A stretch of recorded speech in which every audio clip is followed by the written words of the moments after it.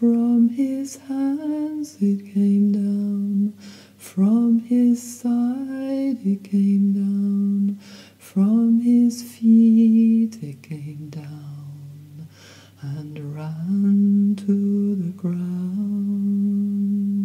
My name is Roger Buck, and today we're going to talk about that great Catholic convert, Valentin Tomberg, who, as I've said before, has had a great influence on my life, because Tomberg, as a convert, also assisted me very deeply in my own conversion to the faith from an esoteric background that was very different from Catholicism. Now, I've recently been speaking with Joseph Shaw on this channel about my esoteric background, which had very much to do with the Eastern Theosophy of Helena P. Blavatsky and Alice Bailey, also the New Age community of Findhorn in Scotland, where I was once a member.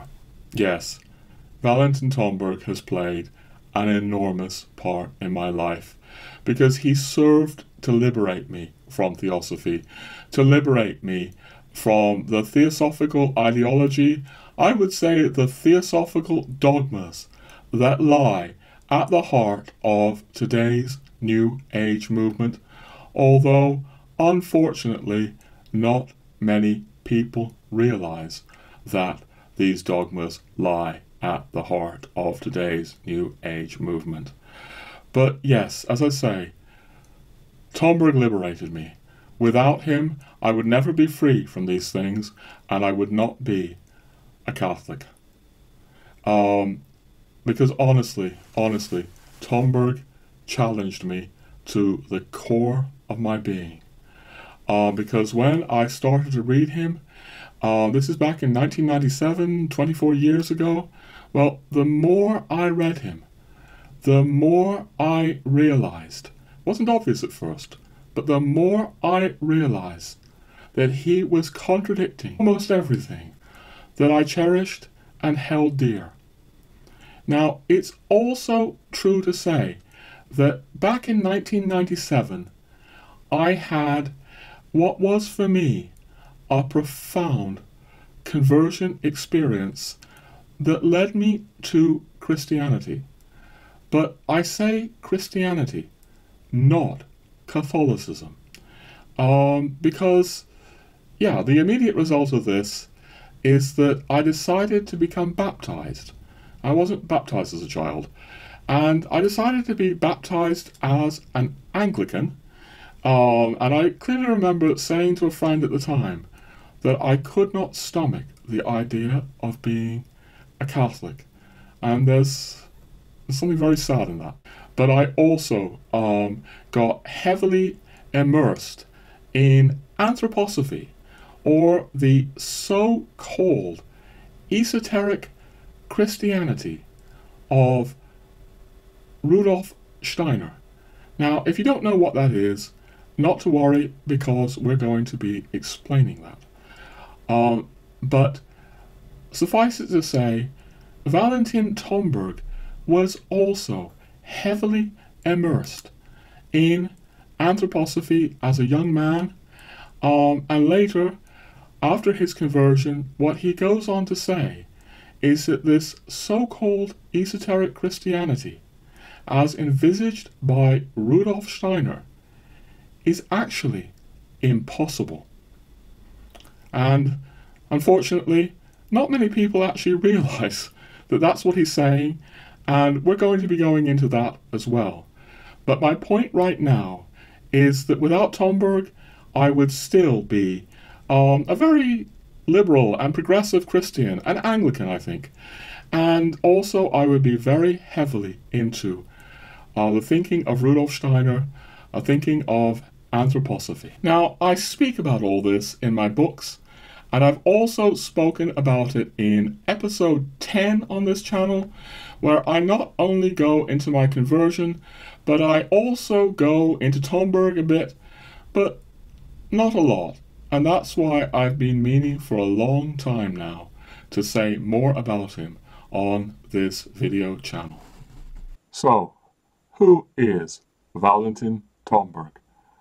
Well, we might begin by saying that he was born in Russia in 1900, and by the 1930s he was a leading anthroposophist and author of so-called esoteric Christian books that were clearly critical of the Church.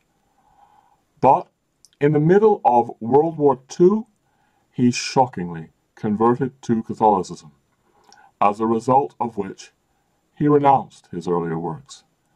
He later described these as totally alien to who he was now, and he began to write a series of profound Catholic books. And I want to draw attention to two of these books that have been very important to me over many years.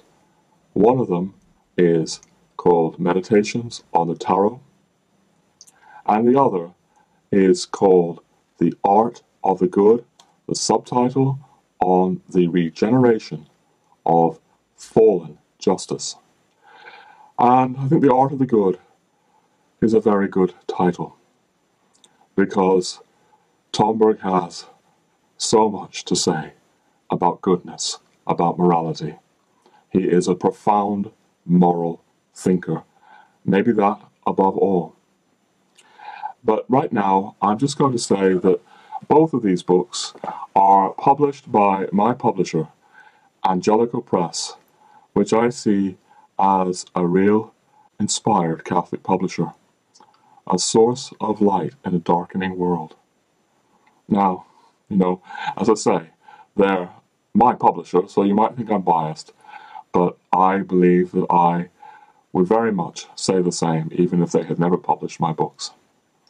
Also, anyone who knows my books, knows this channel, knows that I am very much concerned about the world darkening, the world, it seems to me, going slowly mad.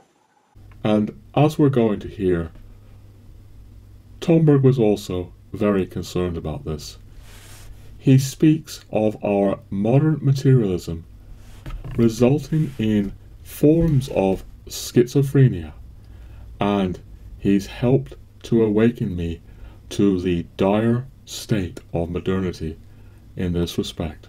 That's one reason, not the only one, but that's one reason that I'm no longer the very sunny, optimistic New Ager I once was, believing in a dawning age of Aquarius.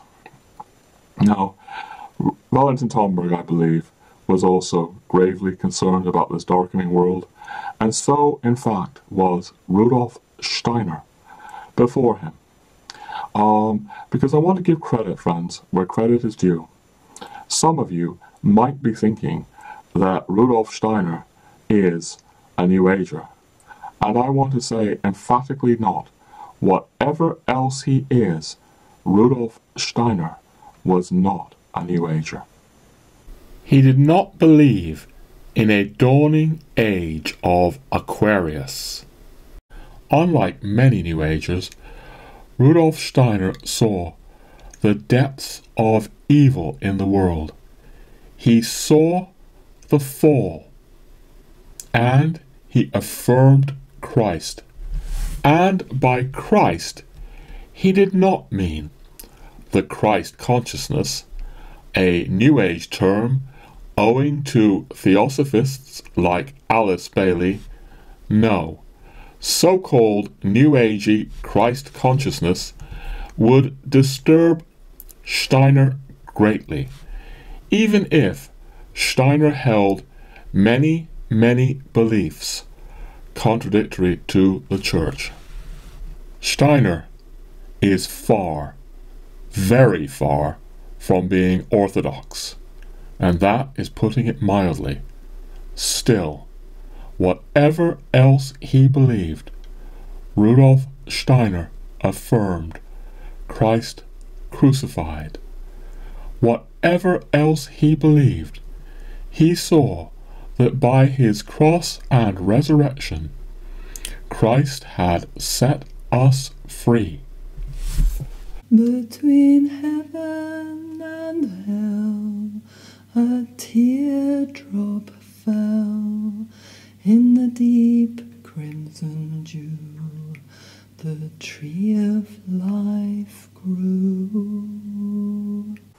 Anyway, I'm very aware that all of this raises important questions, including, though not limited to, what is an inspired Catholic publisher like Angelico Press doing publishing what I call great Catholic books with titles like Meditations on the Tarot? And there are even more profound questions here. Questions to do with Tomberg, to do with Rudolf Steiner, to do, I would say, with the very future of humanity. Because, friends, as I see it, that is what Meditations on the Tarot is really about.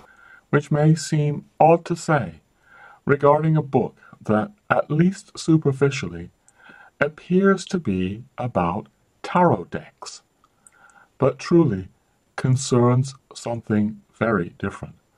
No, Meditations on the Tarot is a big, dense, complex, multifaceted work that is impossible to pigeonhole.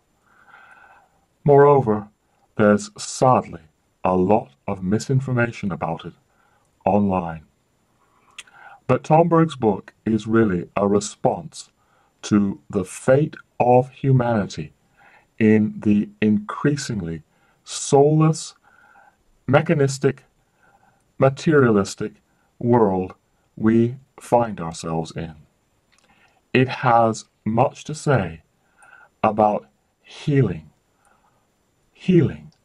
the schizophrenic illness of modernity, where people have lost faith in Christ and His Church. This is not appreciated enough, though, and partly as a result of that, the book has been blowing up fires of controversy for many years now. Indeed, it's blowing up some fires at the moment, which is partly why I'm making this video, to see if I can clear up any confusion. So this book is really concerned with the future of humanity. And I say the future of humanity because if you think that Meditations on the Tarot is about telling your own personal future with tarot cards, then I'm very sorry to tell you, but you're completely wrong. This book has not one word to say about divining the future, with tarot cards. Not one word. Nada. Zero. Zilch. No, it's about something, I would say, far more existential than that. As I say, about the very future of humanity. And for that reason, it's going to take me time to unpack all this.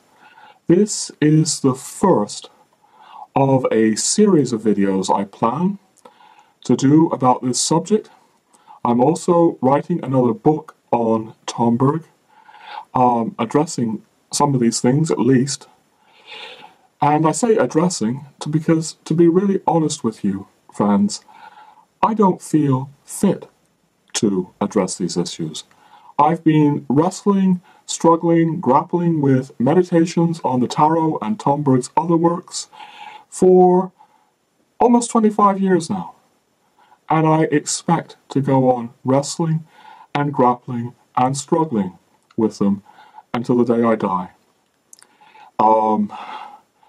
And even then, I really don't think that I'm going to feel fit to speak about this.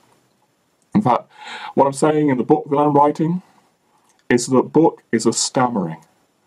I'm not really fit to do more than stammer about what Tomberg is doing, because it is, in my view, so profound and so existential and so paradoxical. Still, in the midst of my stammering, let me make clear that, rather than decks of cards, Meditations on the Tarot concerns 22 medieval symbols that only form part of today's tarot decks. Symbols like this one of the Pope. And in speaking of the Pope, Tomberg speaks of the Holy See with the highest reverence. He calls the Holy See of Rome a formula of divine magic, which is very far from anything Rudolf Steiner would ever say about the papacy. For Steiner, as we will hear, the papacy was something that should have died hundreds of years ago. It is for reasons like this and more that Tomberg renounced anthroposophy. For not only does Tomberg honor papal infallibility, he also speaks about how wounded we are in the West, because we have lost the Emperor of Christendom. Again, Meditations on the Tarot is about schizophrenic modernity, the fate of humanity since medieval times, the era of Christendom. What has gone wrong since we lost the Emperor? And what has gone wrong since the Reformation, which Tomberg speaks about in a consistently tragic fashion? Indeed, he uses terms like the Lutheran heresy, a term few Catholics today would use, and he also speaks of Saint Ignatius of Loyola as atoning for the sins of John Calvin. Such things are the very opposite of Steiner's thinking, for Steiner saw Luther and Calvin's Reformation as expressing, however imperfectly, the true spirit of modern progress, and, by contrast, he regularly denounced Loyola and the Jesuits as the enemies of modern progress. Yes, Meditations on the Tarot is filled with these huge issues like the fate of humanity since the time of the Reformation, since the time of the breakup of Christendom. It's also got a lot to say about things like the Theosophy of Helena Blavatsky, and that's why it's relevant to the New Age movement, because, as I say, the New Age movement is the outgrowth of Blavatsky's Theosophy, which is why we brought this up here. One of the reasons, anyway. It's got a lot to say about all kinds of other progressive movements in the last few hundred years, of the kind that Rudolf Steiner very much embraced, or at least embraced the essential spirit of. Whereas when Tomberg broke with Steiner and became a Catholic, he began to very deeply question those things. But really, this is just one angle. This is just one way of coming at this book. Other people might come at this book from a completely different angle. And they might be right, because this is a huge book, friends. There is so much here. There's philosophy, medieval philosophy, modern philosophy. There's psychology. There's theology. There's profound Christian theology. There's also a lot about personal spiritual practice, including prayer, meditation, and really, the book is very, very much about love. Really, about love. I said earlier that Tomberg was a profound moral thinker, and that's just another way of saying he's all about love. This book just breathes love. It breathes love. So that's why I stammer. That's why I don't feel fit to address this. But in the light of certain controversies going on, I think I need to at least try. And yet, the whole time I'm doing this, friends, it's like, I'd much rather be writing a book about this. Well, I am writing a book about it, or at least about certain aspects of it. Because in a book, it's much easier to explore things in depth, explore things in nuance with all their paradox. But on these YouTube videos in general, I need to speak in crude, broad strokes. And I'd like to beg you to remember that pretty much everything I'm going to be saying about Tomberg here is in broad strokes, crude strokes. A bit like, taking a meat cleaver to, a very beautiful flower or a bed of flowers. I find that hard, but in the light of these controversies, I feel like it's necessary. And from what I've said, it might seem as though I'm talking about controversies around the fact that this is a book about the medieval symbols of the tarot. But no, there's more in the book that seems very peculiar to the Catholic mind. But I want to say it's not just controversial for certain Catholics. It's actually controversial for the Anthroposophists as well. Because for the Anthroposophists, Tomberg betrayed Rudolf Steiner when he became a Catholic. Tomberg, in taking up these positions where he defends not only the Catholic Church, but figures like Saint Ignatius of Loyola and the Jesuits, this is a serious, even evil for many people of an anthroposophical mindset. There are whole books out there written about this because, if Steiner sees Saint Ignatius of Loyola and the Jesuits as enemies of modern progress, enemies of esoteric Christianity, which for Steiner is the true Christianity, then Tomberg is also an enemy, or can be construed as an enemy of modern progress. But just who exactly was this Rudolf Steiner, who appeared so sure of himself that he represented the future of Christianity and not the Church?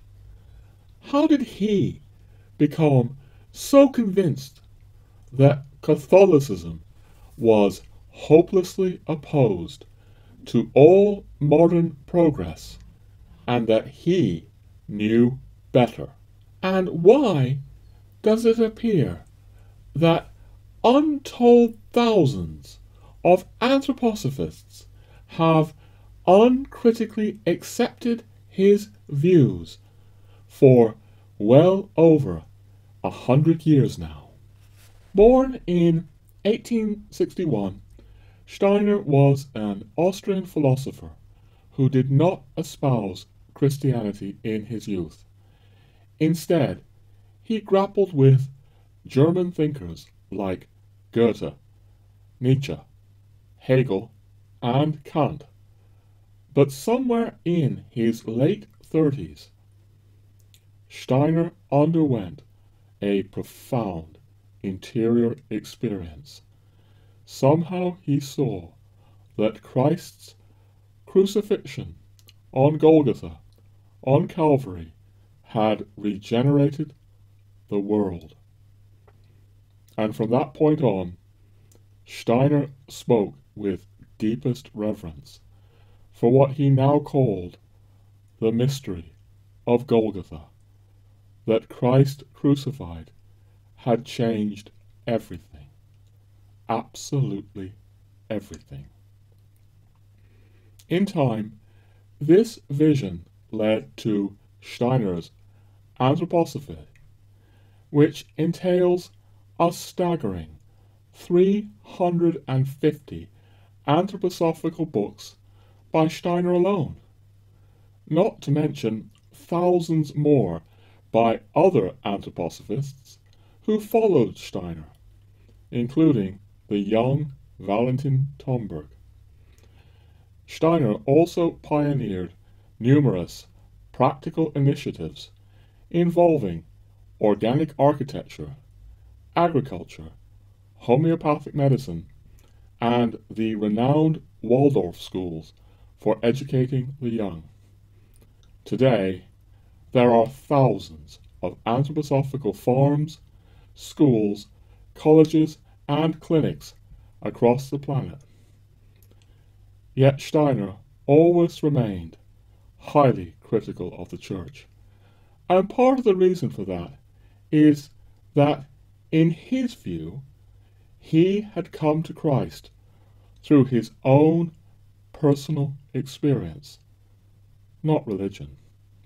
His vision of the mystery of Golgotha was something entirely independent of the Church. Entirely independent of the Church. This is a key point, friends, because it's the beginning, just the very beginning of something much bigger, of why Steiner's thinking, anthroposophy, is very severely problematic for Catholics.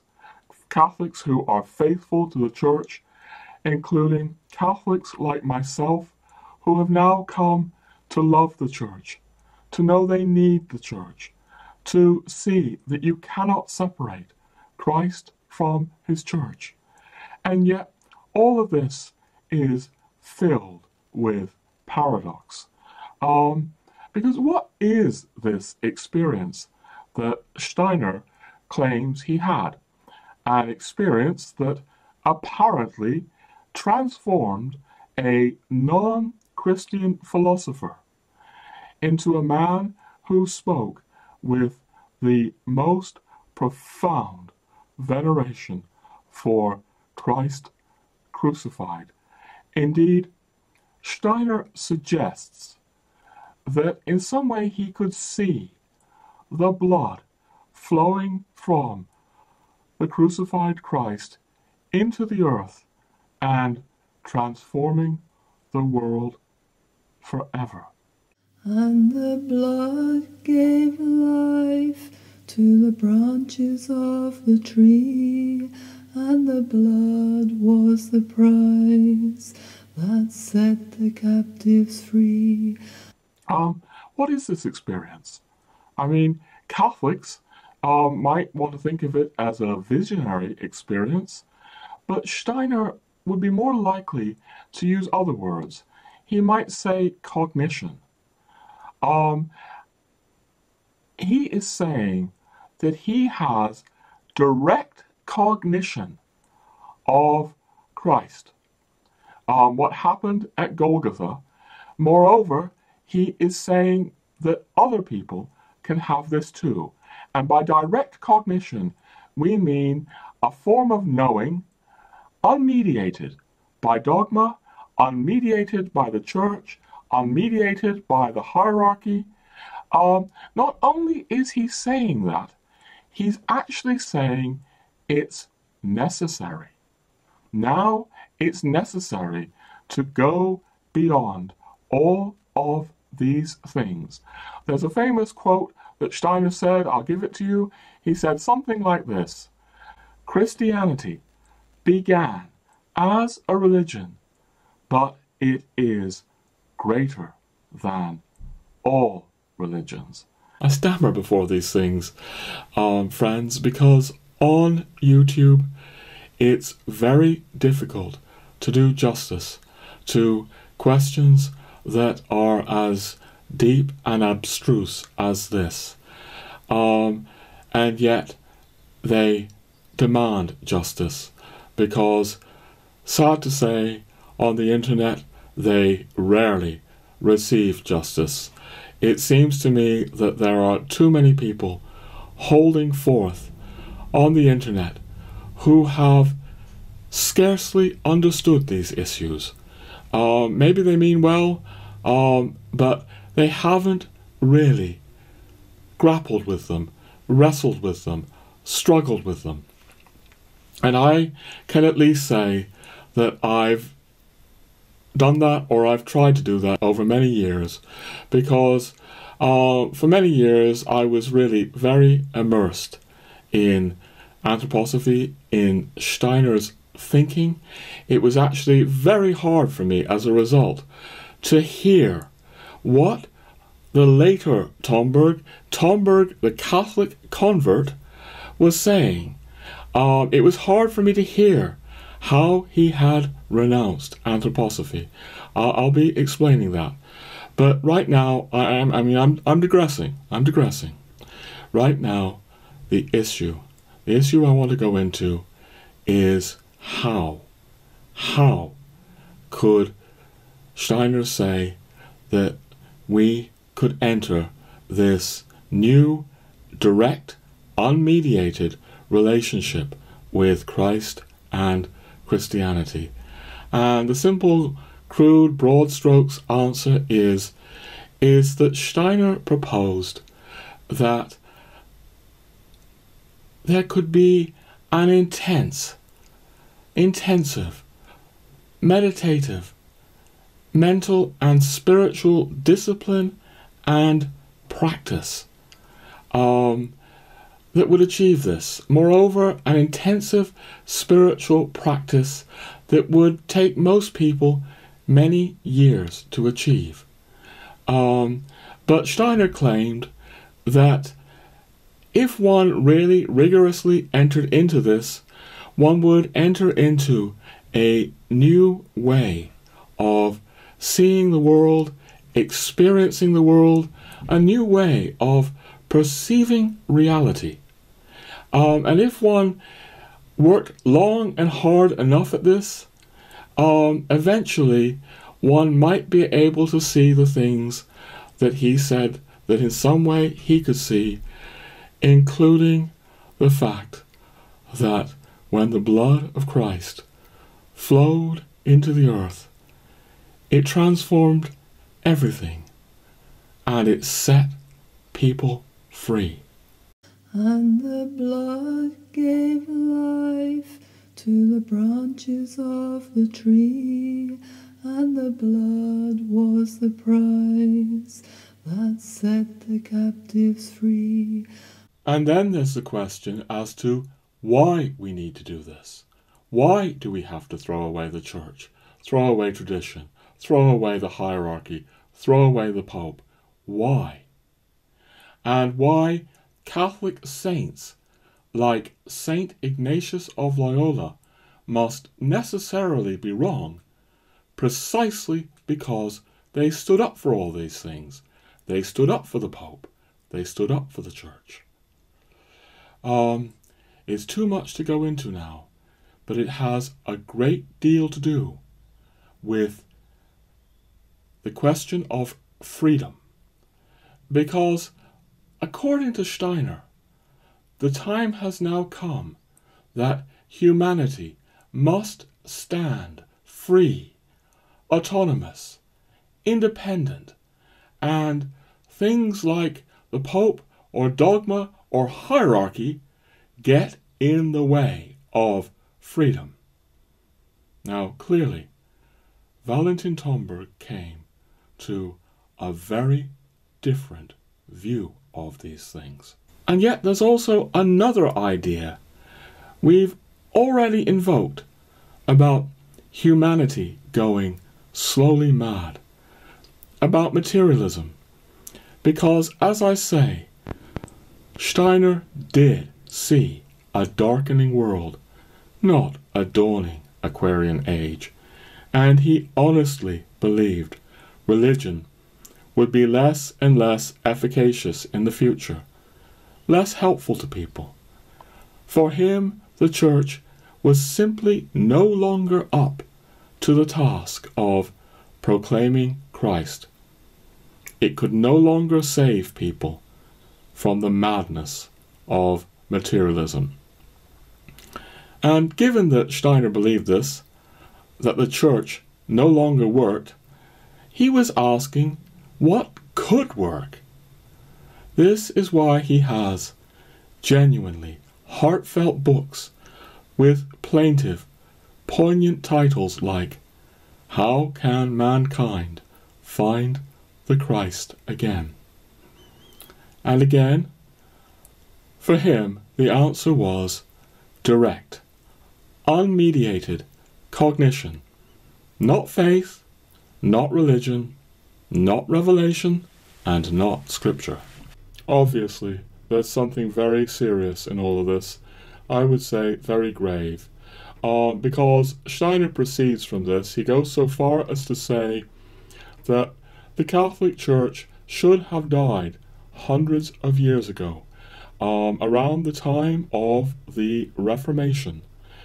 He suggests, in his view, the Catholic Church was in some way valid or legitimate. For the first 1500 years of its existence, this is how he put it, but it's no longer legitimate. And he's sad that we still have this today. Clearly, Tomberg saw something utterly different from that. Friends, I'm going to say, I've said it before on this channel, and I'm going to say it again. I have no hope for humanity without the Church, and neither did Tomberg. And Tomberg writes that if you really see what the Church is, you will never throw stones in word, thought, or deed against the Church. But tragically, Rudolf Steiner threw many stones at the Church. And Tomberg came, after he left Anthroposophy, to see what the Church really was. It's the only way that he could write those things. Things like this. It is insofar that the Church lives that we live. We live and we die with the Church, because in order to live, we need air to breathe. We need the atmosphere of piety, sacrifice, and appreciation of the invisible as a higher reality. This air, this atmosphere in the world, exists in the world only by the grace of the Church. But, very sadly, for Rudolf Steiner says we need to move beyond the Church. And really, you could see his thinking, his anthroposophy, as some form of ultimate Protestantism. Maybe even, in broad strokes here, crude strokes, a strange sort of esoteric Protestantism.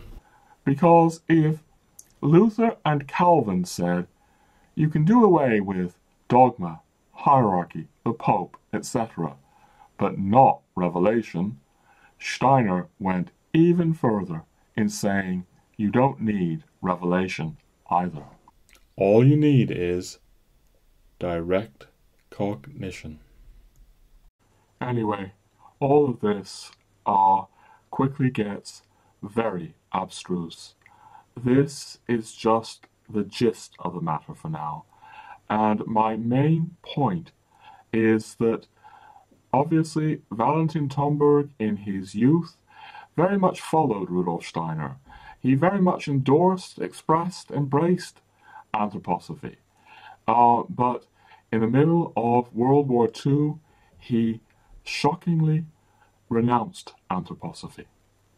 And it's very important to understand that if you want to understand properly understand meditations on the tarot, because to a considerable extent, meditations on the tarot is like a response to Rudolf Steiner. It's a reply to Rudolf Steiner. It's a reply to so-called esoteric Christians who think that you can have Christianity separated from the church. In effect, what Tomberg is saying here is, no, Rudolf Steiner, no, you can't have this. And in fact, he even says, you can't have it because it's not possible. For real Christianity, you need the church. You need the tradition. You need the hierarchy. And you need things that are abhorrent to anthroposophists like dogma. And, I want to say, in all my years with anthroposophy, I've come across two kinds of reactions to Tomberg. The mainstream of anthroposophy is that they just see Tomberg as a renegade, someone who betrayed not only Steiner, but betrayed esoteric Christianity, and they take that as very serious. But I've also experienced, a few anthroposophically minded folk, a few anthroposophists, who have begun to love Tomberg, who see great beauty and Christianity in meditations on the tarot. And I often have found that it's like they can't handle it. They can't handle Tomberg making this distinction. And so, in my experience, it's like they often cannot hear it when Tomberg says these things. It's like they want to block their ears. And I can understand, because it's like I wanted to block my ears. I was one of these people. I couldn't hear these things for many years. But I started to listen to these times, these repeated times, that Tomberg stresses the need for the church, the need for tradition, the need for the hierarchy, the need for the sacraments, and yes, the need for dogma. And right now, friends, I would just like to read you something. This is not from Meditations on the Tarot. This is from Tomberg's final book. It's now called Lazarus Come Forth. And yes, I'm going to read something that many of my anthroposophical friends will find very difficult if they can really hear it, because it's really the 180-degree opposite of what Rudolf Steiner was saying. And yet I would like to issue a plea. I beg you, friends, if you care about Valentin Tomberg, do try to listen to passages like this. Listen carefully. So Tomberg writes, dogma is, in essence, not a commandment which silences the active knowing of thinking and insight, but on the contrary, a gift from heaven that orientates this activity toward knowing the truth. It is not a prohibition against thinking and researching, but a command and a summons to orient thought and research towards divine truth. Dogma is like a star in the heaven of eternal being, which shines ever radiating and inexhaustible into the world of temporal existence. That's the kind of thing that anthroposophists cannot hear because, as I say, it's the precise 180-degree opposite of anthroposophy. Moving on, I want to just stress to my Catholic friends that Meditations on the Tarot is a very complex, demanding, dense book, filled with peculiar things. It's not for everyone. I would not recommend this book to everybody. But there's a reason it's filled with these peculiar things. And that reason has to do with the fact that it is addressing the rather peculiar legacy of thinkers like Rudolf Steiner, other thinkers akin to him, for example, the French Hermeticists. Now, we're not going to go into the French Hermeticists much in this episode. That's for another time, I think. But, yes, maybe just briefly, it's worth noting in passing that in sort of crude strokes, broad strokes, these were men who were at least somewhat akin to Steiner, in that many of them were in search of a so-called esoteric Christianity beyond or outside of the church, or that they felt the church could not lead to.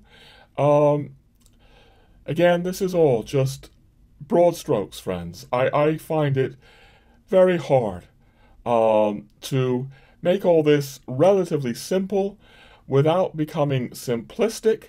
It's hard to do justice to people like Rudolf Steiner.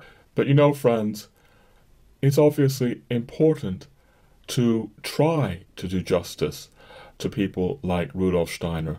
Do justice to everyone. Otherwise, you run the risk of slandering them.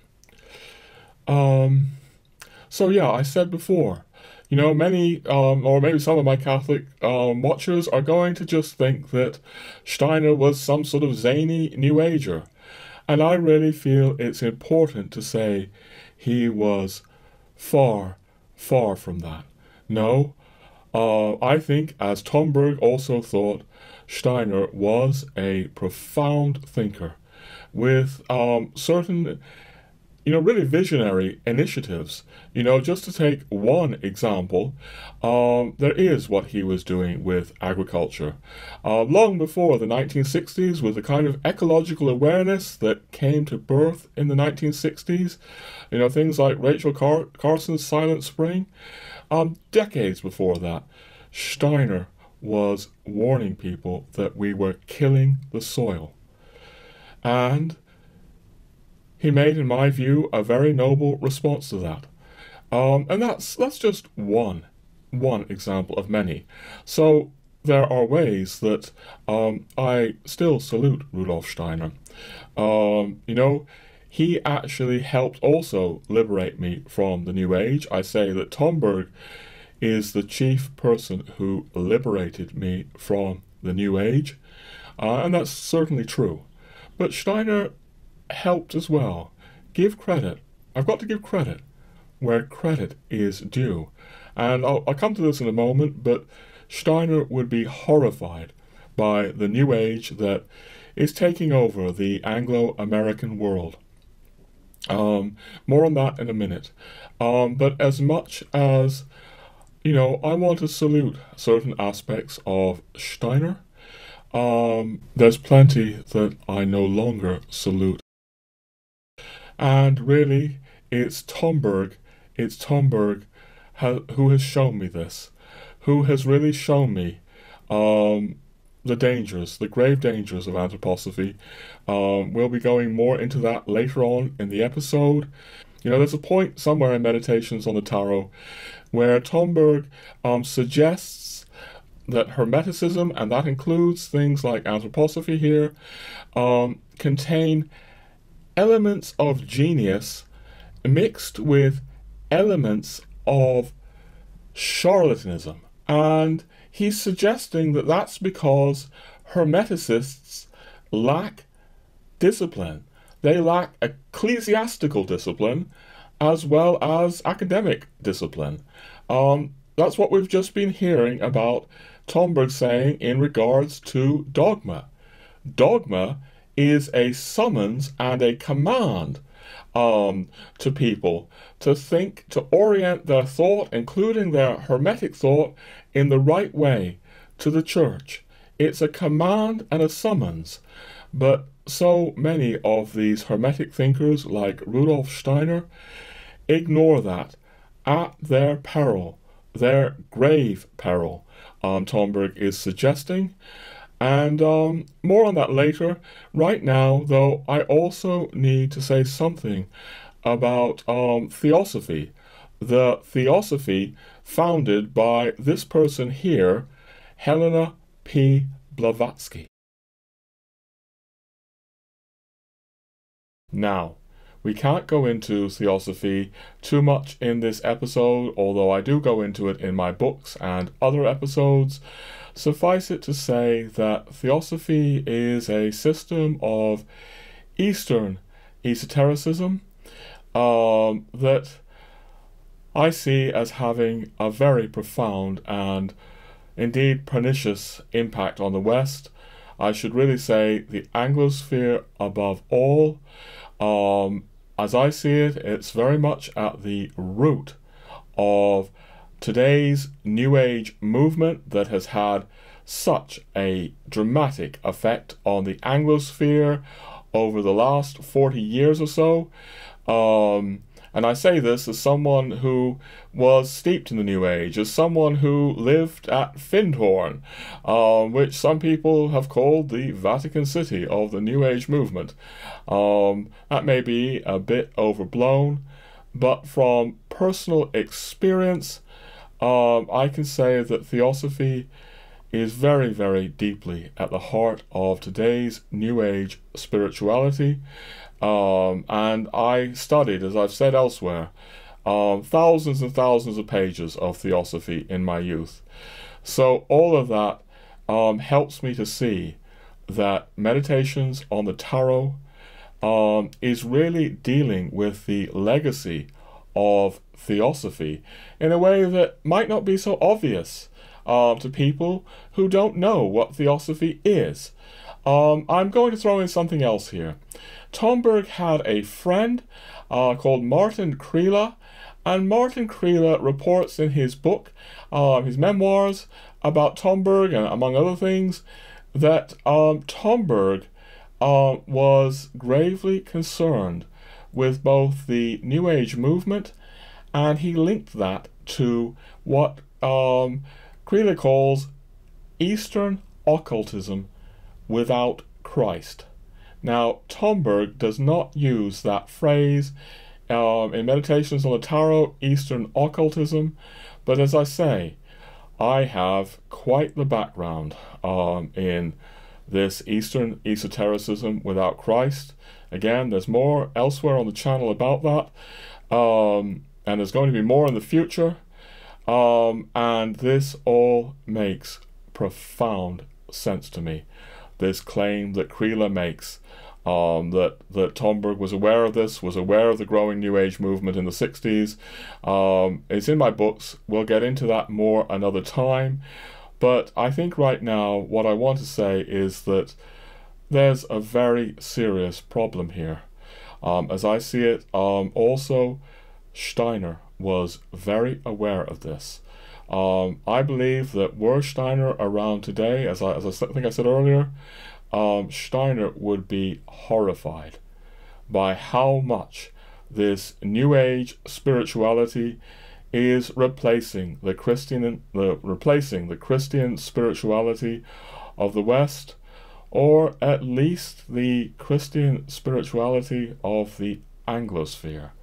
I'm going to throw out something that I won't develop now, but friends, it's no accident that Blavatsky went to America she, this Russian, founded Theosophy. She sailed to New York City in the 1870s to found Theosophy, and she spent the rest of her life writing books in English. Whereas, Steiner is obviously writing in German, Tomberg is writing in German and French, even though Tomberg was fluent in English, and he lived in England for the last 24 years of his life and wrote the majority of his Catholic corpus of books in England. There's a lot that I can unpack there in the future. I'm digressing, but it's worth, this thread is also in the books. How very much the New Age is an Anglo-American phenomenon. And as I say, we say more about that in other episodes on this channel. I think right now, the key point I just need to stress is that Meditations on the Tarot is all about grave threats to humanity, grave threats to the West, whether it's the terrible threat of mechanical, robotic materialism, or whether it's the threat of spiritualities like Blavatsky's, Eastern occultism without Christ. This is a very serious book, friends, and a very existential book, and it's dealing with peculiar threats to the West that many people are really not even thinking about. I just find this so much in so much Catholic discourse on the internet. People are thinking about, very obvious threats. For example, Islamic terrorists blowing up the Twin Towers, back 9/11. But New Agers, in my experience, are blowing up a lot of other things in the West. That's my experience of many, many, many years of New Age spirituality. Now, I do not mean to trivialize the terrible suffering caused by 9/11. I merely mean that the terrorists who caused this appalling suffering represent a very obvious threat. But there are much less obvious, more subtle and elusive threats to the West that nonetheless have tremendously grave consequences. The New Age movement is one of these, I think, and I think many people are not taking it seriously enough, but I believe Tomberg was taking it very seriously indeed. That's why he's actually talking about a lot of, peculiar things, and he's using a lot of language that seems peculiar language, and that language can be understandably, it can be a stumbling block for Catholics. Like, they, don't understand this terminology, this language that, he has to use in many respects. I'll just throw out, a couple of small examples right now that typically, and understandably create stumbling blocks for Catholics. So, for example, Tomberg uses the word gnosis sometimes. Gnosis is the Greek noun for knowledge, and when Tomberg speaks about it in that way, that's what he means. He does not mean Gnosticism. And yet there are people out there who are thinking that Tomberg is advocating Gnosticism, and it's the complete opposite of what he's advocating. Tomberg has nothing to do with Gnostics who want to have a Christianity separate from the dogma of the Church. Or I'll give you another example. Tomberg speaks, frequently about sacred magic. Well, what does he mean by sacred magic? Well, at an individual level, this is what he means.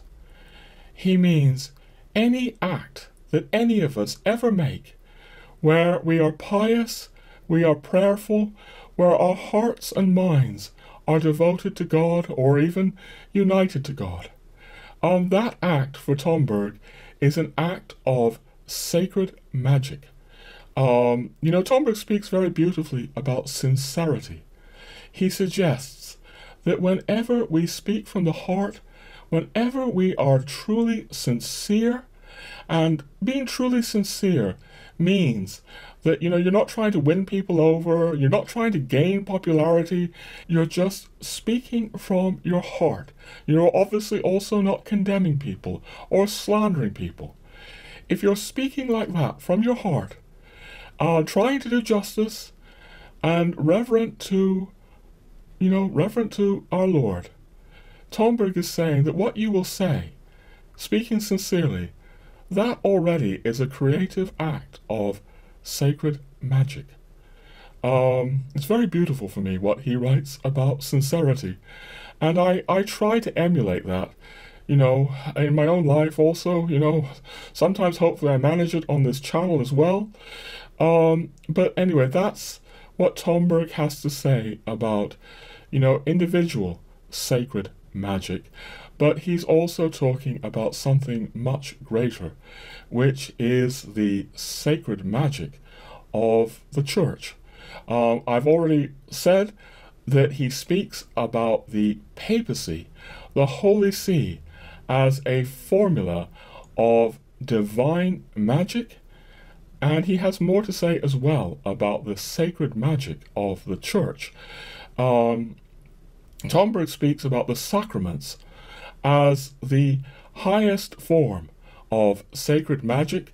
He says that this sacred magic, the highest form of sacred magic, is entrusted above all. I believe that's a quote. Entrusted above all to the priests, to the priesthood. At one point he's speaking about the sacraments, and he says they are destined to serve all humanity. Tomberg has just incredible reverence for the sacraments, and we're going to be saying more about that as we go forward in this episode. But anyway, what my real point now is all to do with language.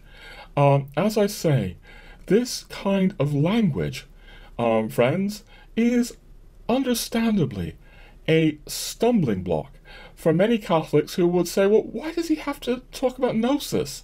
Why does he have to use terms like magic? And here's the irony, friends. I, myself, as a theosophical person, steeped in Findhorn, steeped in the New Age, I would never have gone near this book, Meditations on the Tarot, unless he was speaking my language. Is it St. Ambrose who, says, when in Rome? I'm not quite sure that's St. Ambrose, but seems like I might be right. I'm just being very off the cuff now. Some of this video is scripted, some of it's not. But Tomberg is following this idea, when in Rome. Tomberg is trying to speak and to liberate people like the person I was. So, I got interested in a book about gnosis and magic, and it took me a long time to see that Tomberg was pointing to something very different to the kind of New Age stuff that I associated with these terms. He is using a language for an esoteric and hermetic and New Age type of thinker who many Catholics don't realize this. I say this at other times. It's like Catholics and New Agers are ships in the night. Catholics don't realize just the vast number of New Agers and esoteric thinkers out there. But Tomberg is aware of these people. He's reaching out to them. And he's really trying to lovingly liberate them. He liberated me through this language, and he's liberating countless others. That's why I say this book is not for everyone, but it certainly can incredibly help people like the man I used to be Alright friends, I want to say just a little bit more on the subject of language and linguistics. Because yeah, I understand that there are Catholics who find this language like tarot or magic or gnosis like stumbling blocks. That's very understandable. And so, they can begin to say, well, what's, Angelico Press doing, publishing, a book with a title like Meditations on the Tarot? And as I'll be saying later in the episode, there are even Catholics who seem to me, at least in my view, to be mounting attacks on Tomberg and also my publisher and myself, Angelico Press, for, promoting books that supposedly promote Gnosticism, or magic, even while they're ignoring, so it seems to me, all the threads in the book where Tomberg makes it very clear that he's not about Gnosticism, or all the threads in the book where Tomberg is speaking about the very grave dangers of ceremonial magic, which is the kind of magic they are rightly concerned about. You have to look at the whole here, friends. You have to look at things in their entirety. And, unfortunately, in my view, some of these people can't see the whole. In other words, they can't see the wood for the trees. They're seeing the details, but not seeing the whole. So you get fixated on the trees, you get fixated on these words like, gnosis, and you think it's about Gnosticism, and it's not. What I want to suggest, friends, is that there is a vast, great wood in this book, a vast, great forest, I would say, and the forest is breathing love. The book, again, it breathes. Love, it breathes. Morality, it breathes. Moral beauty. It's just filled with a luminous Christian and moral beauty. But anyway, just coming back to language again, as I say, Tomberg needs to use this language to reach the kind of people that he's reaching. But using a certain kind of language or talking about certain peculiar things does not necessarily mean unorthodox.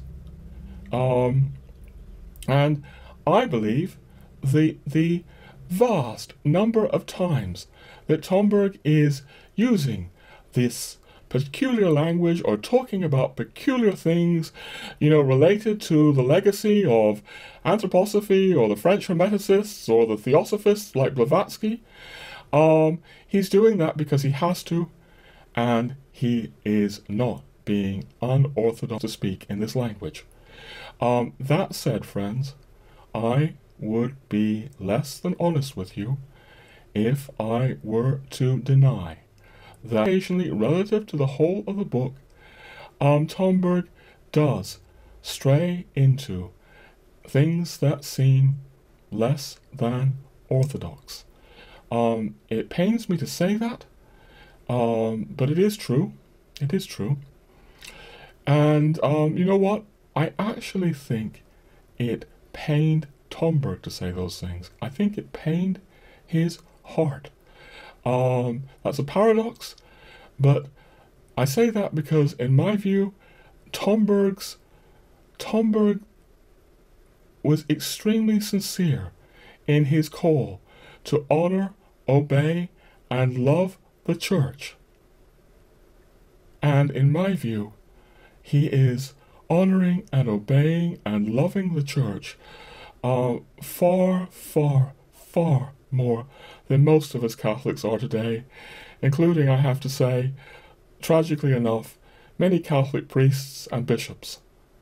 It's yet another paradox in a book filled with paradoxes, and I mean to say more about that in time to come. Right now, though, I need to come back to the other Tomberg book I mentioned, also published by Angelico Press, called The Art of the Good. This one is very different from Meditations on the Tarot. Doesn't have anything strange, doesn't have anything peculiar, doesn't have anything that could even be remotely construed as esoteric. No. This is a book about jurisprudence, about the search for a Christian and Catholic jurisprudence. And it's actually the first one of 3 books that Tomberg gave to this theme. I say 3, actually there were 4. One of them was destroyed. So for the sake of simplicity, we'll talk about a series of 3, which up to now have not been properly available in English, and now, thanks to the great work of Angelico Press, they're being made available properly in English for the first time. And I'm immensely grateful for that. I'm immensely grateful at a personal level because these books have been immensely important to me personally. But I actually also believe they're important for the world because, as I say, I consider Tomberg a profound moral thinker. His books are filled with moral beauty, and the same moral beauty that one finds in Meditations on the Tarot, one finds in these books about Catholic jurisprudence. But I'm aware that that sounds strange to many ears. Like, what do you mean by a Catholic jurisprudence? Because, you know, jurisprudence obviously is what you learn if you want to be a lawyer. If you go to law school, I don't know, if you go to Harvard School of Law, you study jurisprudence. But the jurisprudence that you will find in these books is very different from what you'll find if you go to law school. Because Tomberg is saying that that jurisprudence has become degenerated. That jurisprudence has become fallen. And Tomberg is really pointing back again to the time before our modern era, the time before we fell into modern degenerated materialism. He's looking back to the medieval era, to Christendom, a time where jurisprudence had the natural law, the fullness of the natural law. But it didn't just have the natural law, it had divine law, as revealed through Scripture. Divine law that comes to us through revelation. And Tomberg is pointing out that we've lost that, and that we need to get back to that kind of law. Indeed, he's even in a sense saying that we need to get back to the kind of political structures, the kind of politics that once protected those kinds of laws. And here again, we have something that would be absolutely abhorrent to Rudolf Steiner. We're again in a very, very different territory.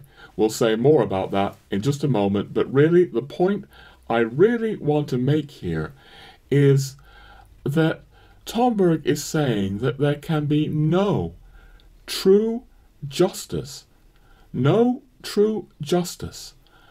without the fullness of the natural law and without divine law. True justice in the world requires these things. Anyway, there's something else I want to point out about this book by Tomberg, The Art of the Good, and that is it's the first of the new series of Catholic books that he began writing in World War II, in the horror of World War II. This one is from 1944. And we see in 1944, he's left the Anthroposophical Society in 1940. And it's like if you know the Anthroposophical works, and you start reading this, it's like you see you're in a completely different universe. It's like there is this gaping chasm, this abyss between the Anthroposophical books written, in the 30s right up till 1940, and then there's this. I mean, Tomberg is saying sentences that, seemingly, must have shocked the anthroposophists, like coming out of nowhere. He says things, he's suddenly talking about things like the fact of the superiority of the Catholic Church, the superiority of the Catholic Church to all other human communities. I mean, friends, I first read this something like 12 years ago, and it's like my jaw dropped open. Like, what happened to Tomberg in just 4 years? And I say like it's coming out of nowhere, but in a sense it's not if you follow through what the book is saying. Because let's go back to Steiner for a minute. To give credit where credit is due, Steiner was immensely conscious of the materialistic hell that we were in grave danger of falling into century after century. We were falling into this darkened materialistic world, and we needed Christ. And yet Steiner's answer to this, what we need, if you like, to save the world, is direct, unmediated cognition. You need anthroposophy. And now Tomberg is saying something entirely different. What you need to save the world, if you like, is the Church, the Catholic Church. But no, the book is going further than that. The book is talking about, as I say, something like, not exactly, but something like, the political structures of Christendom, where divine law was honored, where the fullness of natural law was honored. It really is possible to read these jurisprudence books as works on politics as well, works on Catholic politics. Because Tomberg is saying things like, we need the emperor, or at least the function of the emperor, to protect the divine law, to protect natural law. So Steiner is talking about freedom, freedom, freedom. We can come to all of this through direct, unmediated cognition. And Tomberg is saying, no, we need tradition. We need the Church. We need the Catholic Church. We need the Pope. There's a passage in one of these legal books or political books where he's really praising the Catholic Church precisely because the Catholic Church is centralized. And because it's centralized, it can maintain discipline. And he's saying this is very necessary to protect us from the fall into materialism. So, yeah, there's this abyss between 1940 and 1944. There's this chasm. Tomberg has crossed the Rubicon. And he's really arguing in these books for some sort of Christendom renewed. I said earlier something to the effect that you can read Meditations on the Tarot as a reply to Rudolf Steiner, saying, no, Rudolf Steiner, it's not about esoteric Christianity separated from the Church. And you can really look at these books as some kind of reply to anthroposophy. Like, no, it's not about direct, unmediated cognition and relationship to Christ. It's about mediation. It's about mediation through tradition, mediation through the Church, mediation through dogma, mediation through even things like Catholic politics. That's what's going on in these books, at least in part. And as I say, it was shocking to me when I read this. And anyway, you can see, friends, how this is really controversial stuff for anthroposophists. Many of them, as I've said, are really very angry about this. You know, that one of their own, so to speak, one of their own, should not only renounce anthroposophy, turn his back on it, but then go on to endorse something which, in certain respects at least, is the 180-degree opposite of anthroposophy. So, as I say, there are these fires of controversy around Tomberg, and they need addressing. But there's not just controversy for the anthroposophists, there's controversy for the Catholics too. There's controversy on both sides of the fence here.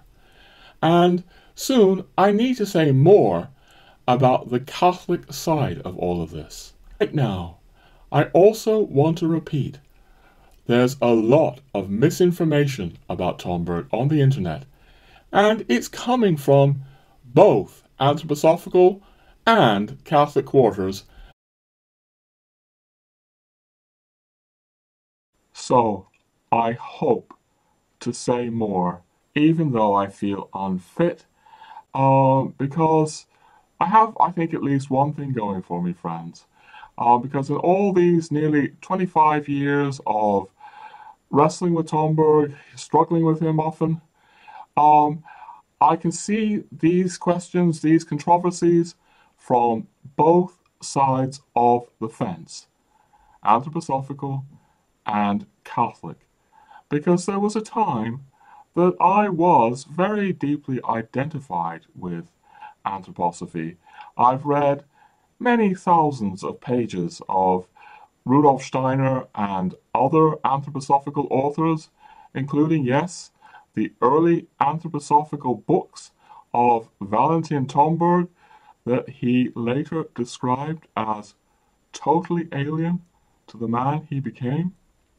I also lived on a biodynamic farm for nearly a year in Wales.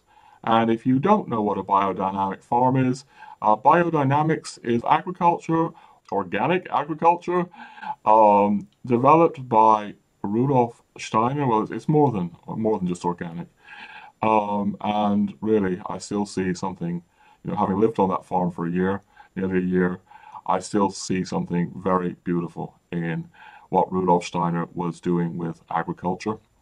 And yes, I've had the grace of visiting numerous, you know, anthroposophical centers and farms in Europe and America, including the Goetheanum, which is the world center of anthroposophy, located on the French-Swiss border, because I've also had the grace of living in both France and Switzerland, so I was able to make many visits to the Goetheanum. But later, I became Catholic, really, truly Catholic, although it took a few years, and then I could see things from the other side of the fence. But before that, it was hard. It was hard to take all these things that Tomberg was saying about dogma, about the hierarchy of the church, or the idea that the spirit of the Reformation was somehow false, and that saints like Tridentine saints like Ignatius of Loyola represented the true forward movement in Christianity and not the Reformation. It was hard to say yes to those things. So I can understand the anthroposophists who are either enraged by Tomberg or who cannot hear him properly. Because to the anthroposophical mind, of course, the Reformation is, in essence, a good thing. And of course, these people can't understand the Catholics, who see the Reformation in a very different light, who see the Reformation as a tragedy, as a source of immense suffering. But now, as a Catholic, I can see these things, because as a Catholic, I feel the Catholic mystery, the Catholic sacraments, transforming my life day in, day out. And I never felt anything like this from Anthroposophy. I never felt anything like it from Theosophy or the New Age, and I didn't feel it when I was an Anglican either. So the Catholic Church is something indescribably, inexpressibly precious for me. And I understand Catholics who want to protect the Church, who want to defend the faith, just like Tomberg wanted to defend the faith, even to the extent that in the jurisprudence books there are passages suggesting laws and political structures to defend the faith. I'm saying that, friends, because I understand how Catholics can have legitimate concerns about books that appear inimical to the faith, or they could have concerns about a book like Meditations on the Tarot, which appears to contain many strange, peculiar elements that could be seen as inimical to the faith. I get this. But there's a difference, friends. There's a difference between legitimate concern and spreading spurious allegations about someone, or bearing false witness against thy neighbour. And unfortunately, on the internet these days, it's actually easier than it ever has been to be a bearer of false witness. You can even really be very accidentally a bearer of false witness. And I am seeing that happening around Tomberg on both sides of the fence. Because, friends, if you really were or are a Catholic and you have concern about a book like Meditations on the Tarot, to really do good, you owe it to yourself, you owe it to your audience, you owe it to Tomberg to go and read the book first. And as I say, the book is not an easy read. It's a book that one really needs to struggle with, wrestle with, to really understand what Tomberg is saying. And it seems to me now that a lot of people these days, in our hectic times, our super speeded up times, do not have the time or the patience to do the job properly. And I'm talking about people on both sides of the fence now, Anthroposophical and Catholic. So rather than really wrestle with Tomberg, they pick up secondary sources of information about Tomberg on the internet. And we all know that the internet is filled with misinformation, fake news. And I don't just mean the laughable fake news of our mainstream media. No, friends, fake news is everywhere. And there is plenty of fake news about Valentin Tomberg and Meditations on the Tarot on the internet, and it's necessary to be wary. Be wary. And I raise this because I'm aware right at the moment that there's a man on the internet who appears to be picking up fake news about Valentin Tomberg. And I'm sure he's a good man, a man who wants to defend the faith. All right? Now, I wouldn't be aware of this situation except some concerned friends told me about it, and I wouldn't be aware because, friends, these days I want to avoid the internet as much as humanly possible. Just a personal aside, now I find all kinds of internet interaction, Facebook internet interaction, social media, I find it more and more and more disruptive of my prayer life. All right, but that's just a personal aside. But anyway, I have become aware of this, and because my friends were concerned, I thought that really I needed to check it out. And I have checked it out just a little. There's a long series of articles that seem to be attacking Tomberg, attacking my love of Tomberg, and my love of Tomberg is very deep, and also attacking my publisher, Angelica Press, for publishing Tomberg. So I haven't looked at the articles entirely. I've read the first 20% and maybe scanned another 20% or so. I don't know everything that's in there. But a couple of things were just immediately evident to me. Yes, first of all, the author's sincerity. He obviously cares about Christ and his church, just like I do. And the second thing is that it was immediately obvious, just from the little bit I read, that he hasn't understood Tomberg in the slightest. And I say that because right up at the start of what he does, he's quoting somebody else who gives what he calls the general premise of the book. Someone called the late Hamilton Reed Armstrong. I have no idea who the late Hamilton Reed Armstrong is, but this has been picked up and is being circulating as to what the general premise of the book is. And I think I would just like to take a minute or two to focus on the so-called general premise of the book.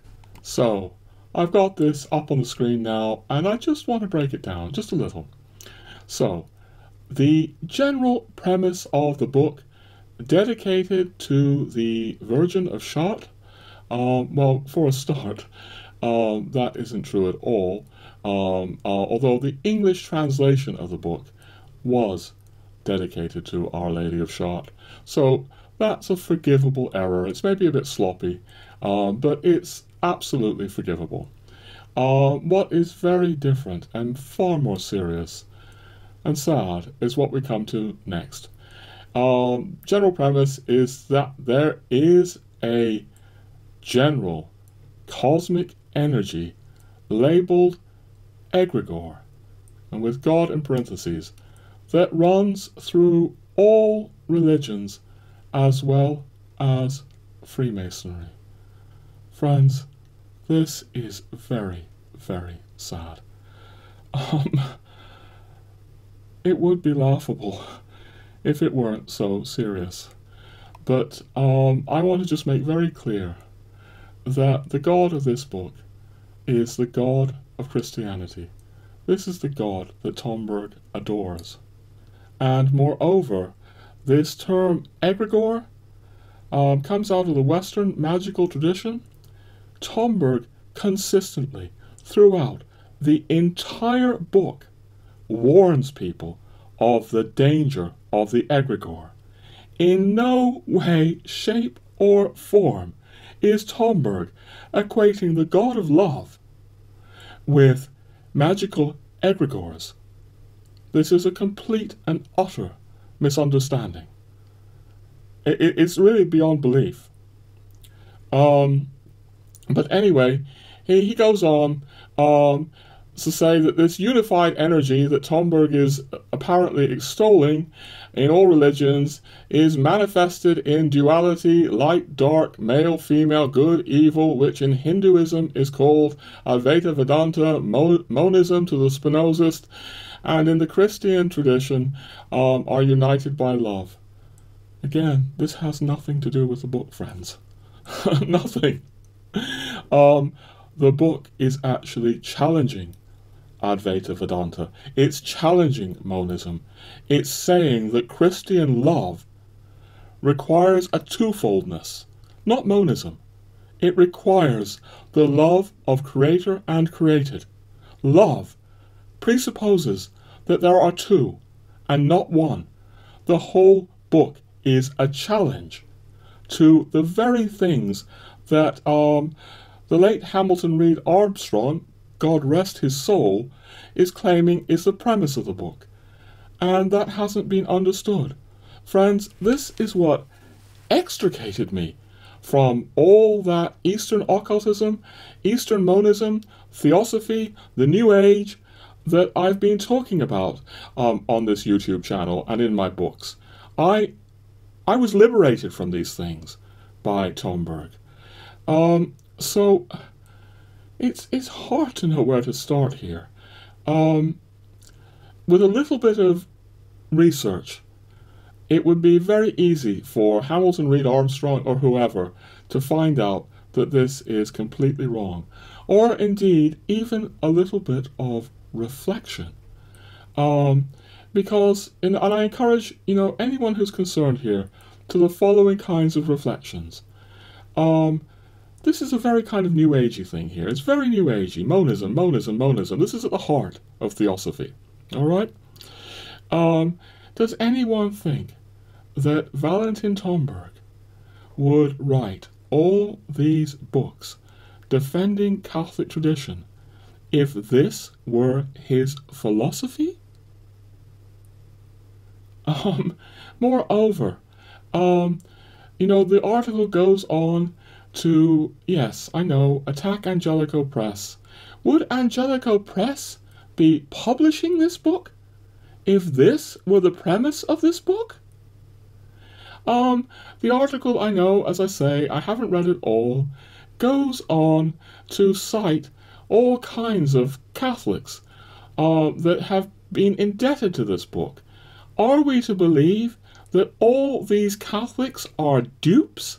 They're simply duped by something as, I'm sorry to say it, ludicrous as this? All these people are dupes. Angelico Press, and of course, I'm a dupe as well.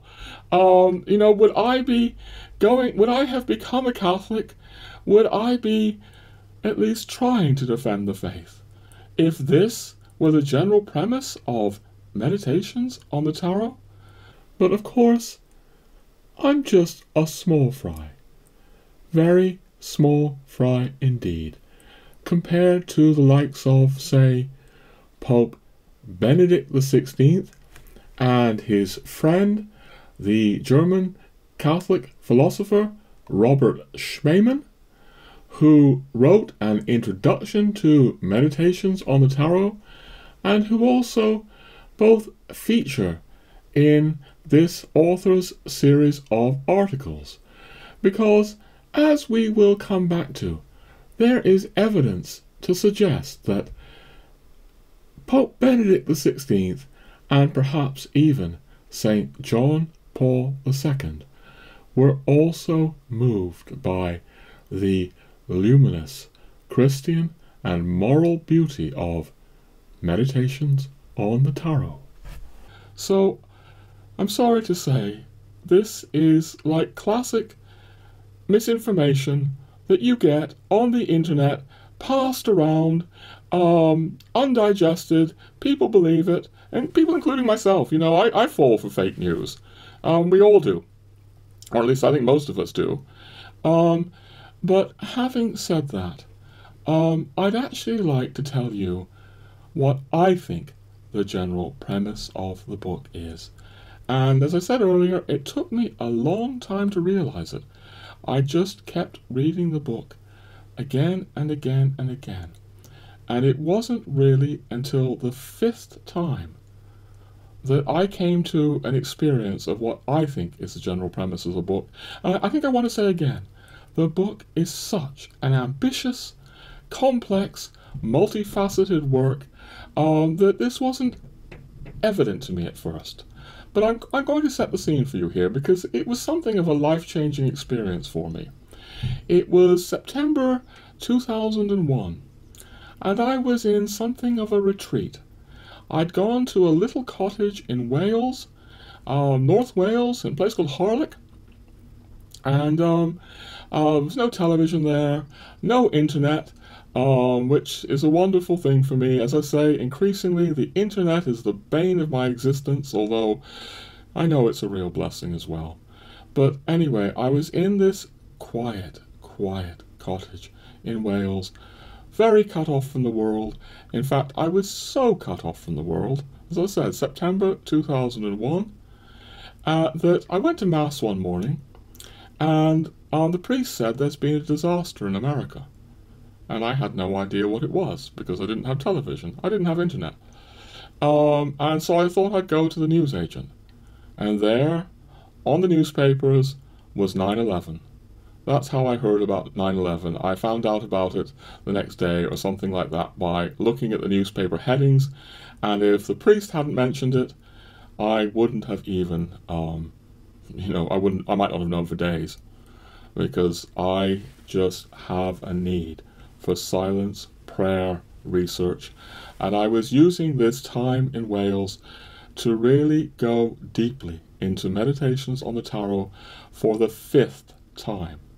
And I want to tell you, on this 5th reading, I came to a sense, this is really what the general premise of the book is about. This is the core of the book. I'll tell you what it is. The core is the fall and the redemption. I realized that what Tomberg is doing in this book, chapter by chapter, or they're actually letters, is bringing the reader, bringing me, to an ever-deepening understanding of the fall, including showing me how fallen my own behavior is in thought, word, and deed.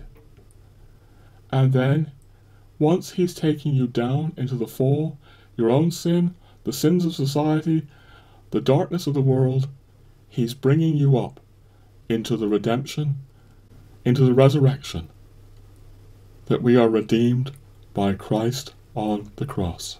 And the numbers that came through the fire and the flood clung to the tree and were redeemed by the blood.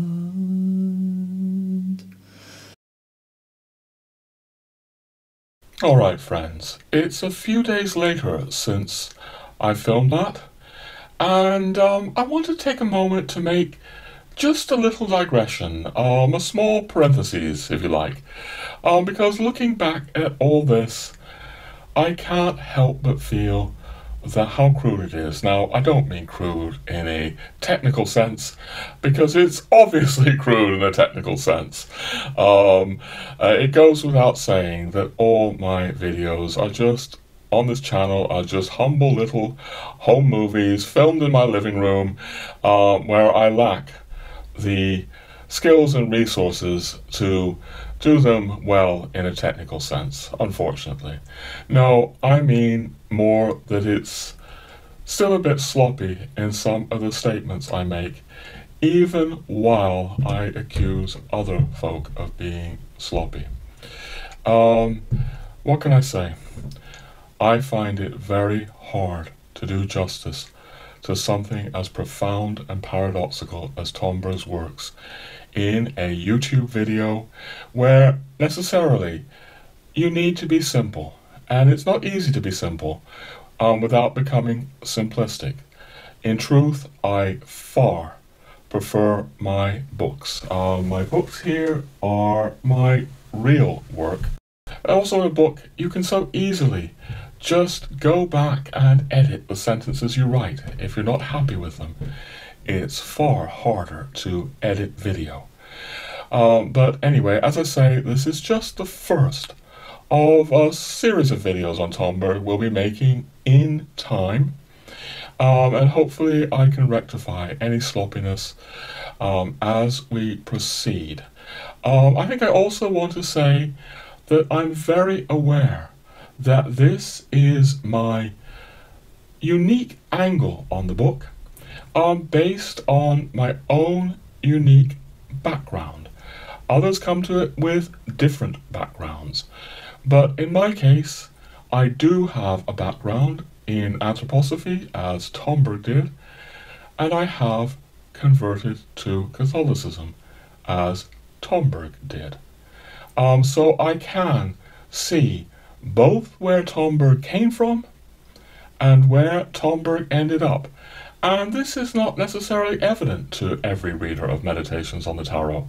They may know very little about anthroposophy or very little about Catholicism.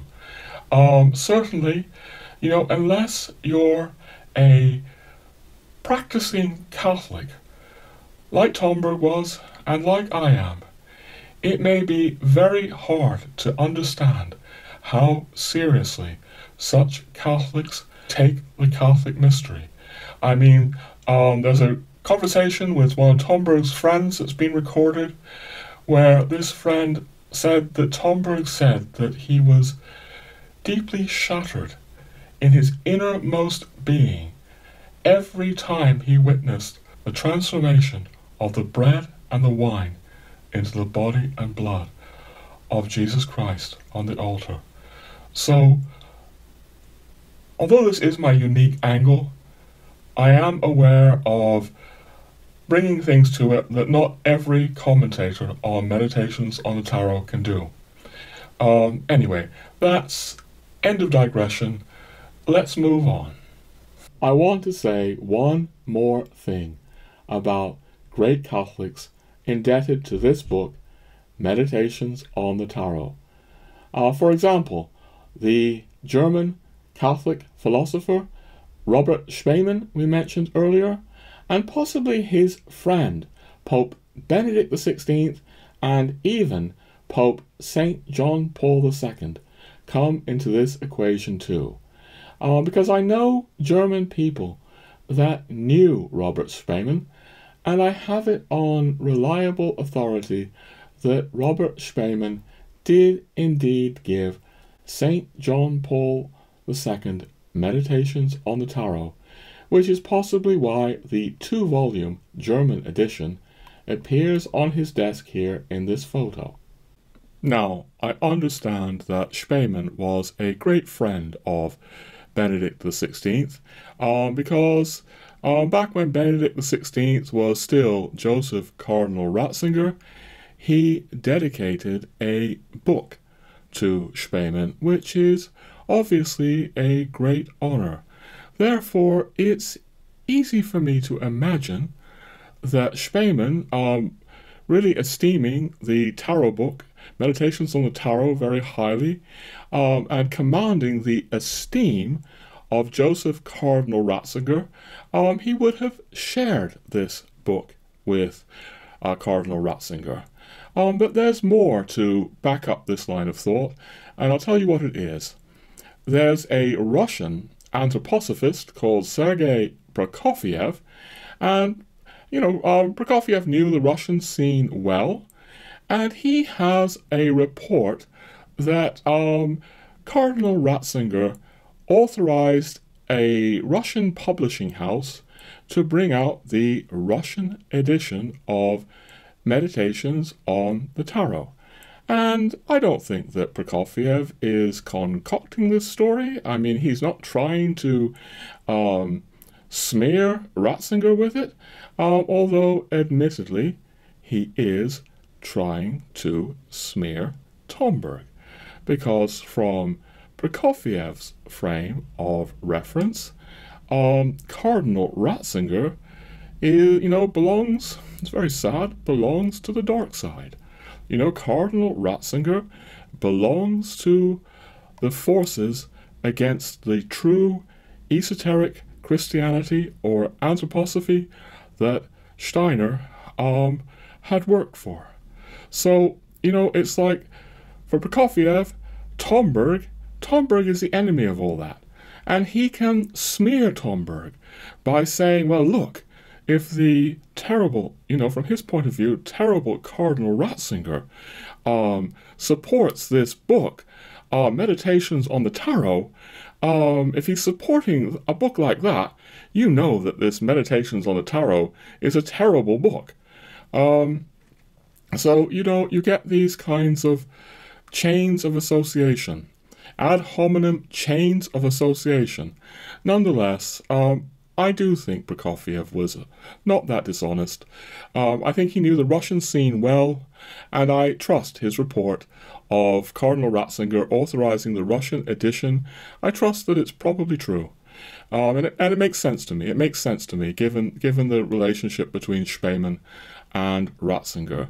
But yes, I'm concerned about these chains of association, friends, because they're everywhere these days. You know, they're not just on the anthroposophical side. Obviously, they're also on the Catholic side.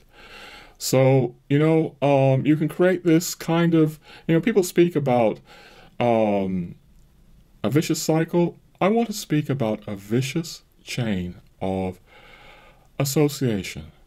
You know, where you start with the ipso facto assumption that Tomberg is on the dark side, so to speak, and that Meditations on the Tarot is a force of darkness, and then you link it to, you know, various Catholics, you know, link it to Angelico Press, and you can sort of begin to paint them on the dark side, or at least paint them as sadly and terribly duped.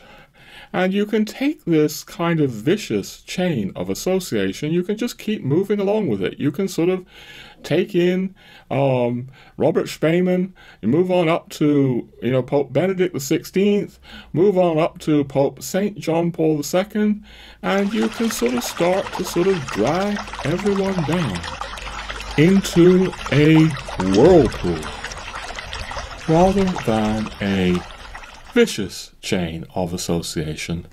I would like to propose a thought experiment to you, friends. I would like to propose something I will call a virtuous chain of association, where we follow people who cherish and esteem the works of others. And we could begin this little thought experiment, this little chain, just about anywhere. But I'm going to start it with the great Cardinal Burke, who is doing so much to defend the faith in these dark times. And as is well known, Cardinal Burke cherishes and esteems Pope Benedict XVI, just as he cherished and esteemed, or cherishes and esteems, Pope St. John Paul II. And so you can get this chain here, you know, so you keep going and you can say that Pope Benedict XVI cherished and esteemed the work of Robert Spaemann. I imagine St. John Paul II also cherished Spaemann. But anyway, in my chain of association, Benedict XVI cherishes and esteems Spaemann, and then clearly Spaemann cherishes and esteems Meditations on the Tarot and Tomberg, as he makes very clear in his introduction to the book and many other places besides. And if you keep following this kind of chain, you might actually come to the conclusion, friends, that there is indeed something to cherish and esteem in Meditations on the Tarot. I'm going to also, you know, come in with something else here, another little chain, which really works for me, or a little bit of a chain. It won't necessarily work for everyone here, but it goes like this for me. I've been speaking about Tomberg as a very great moral thinker, and I also highly regard Benedict XVI, Cardinal Ratzinger, as a great moral thinker. And, you know, for me, it's only natural to assume, that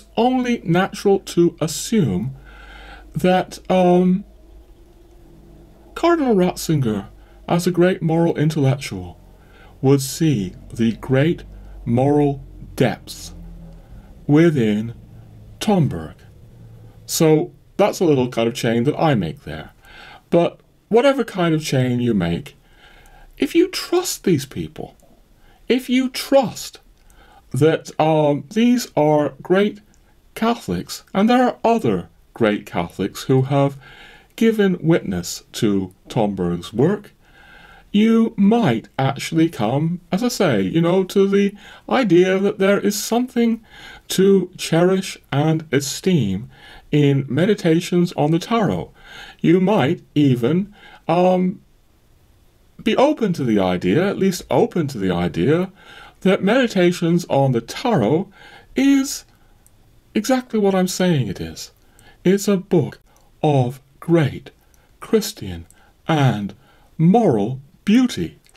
And rather than think negatively of Angelico Press for publishing such a book, you might actually, you know, at least be open to the idea that Angelico Press was doing a great service to the Church by bringing out the works of Valentin Tomberg.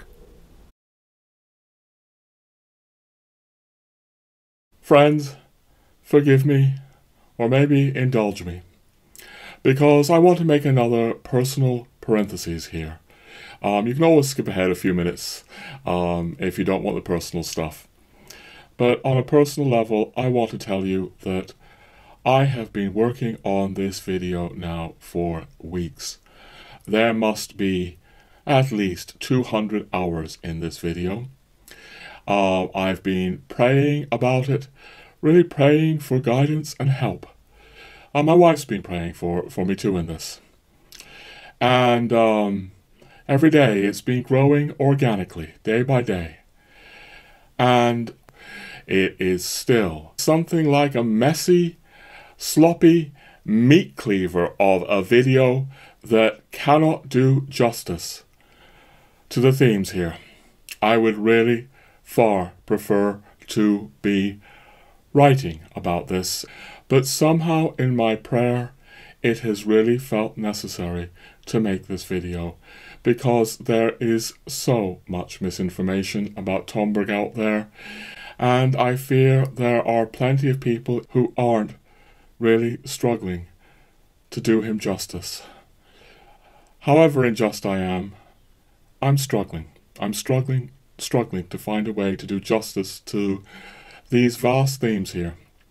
Another reason why this seems to me so important is that, yes, here I am in the middle of this COVID epidemic, this new world order, this incredible materialism, and so much that Valentin Tomberg was seeing, and Steiner too, about the world becoming more and more and more materialistic, mechanical, robotic, superficial, incredibly superficial, arid, dry.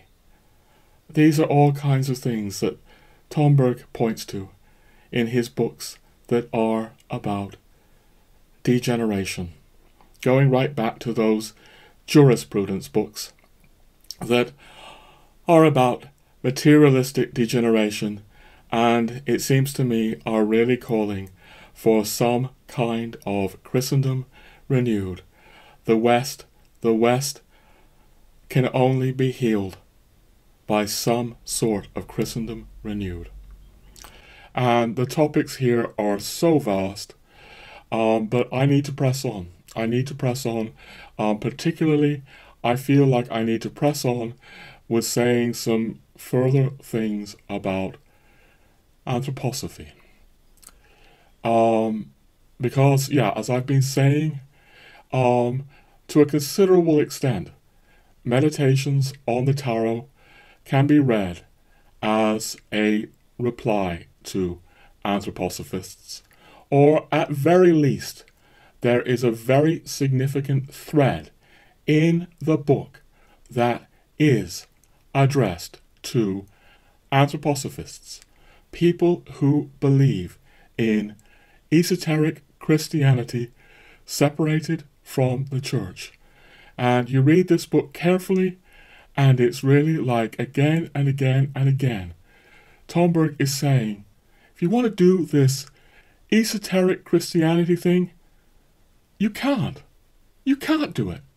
You can't do it because it's impossible.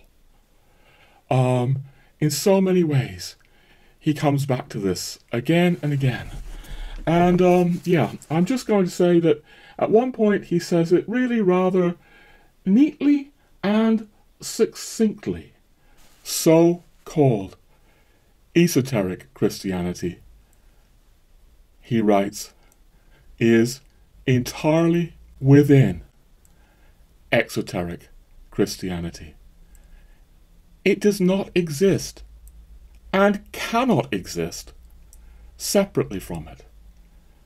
And yes, this idea is again and again through the book, although anthroposophy is usually more implicit rather than explicit. For instance, right at the start of the book, in the first chapter or the first letter, Tomberg writes something that is clearly directed towards the anthroposophists or anthroposophically minded people. He says, "You know without doubt, dear unknown friend, that many promulgate the doctrine of the so-called two churches, the Church of Peter and the Church of John, or of two epochs, the epoch of Peter and the epoch of John. You know also that this doctrine teaches the end, more or less at hand, of the Church of Peter, or above all, of the papacy, which is its visible symbol, and that the spirit of John," he says, "will replace it.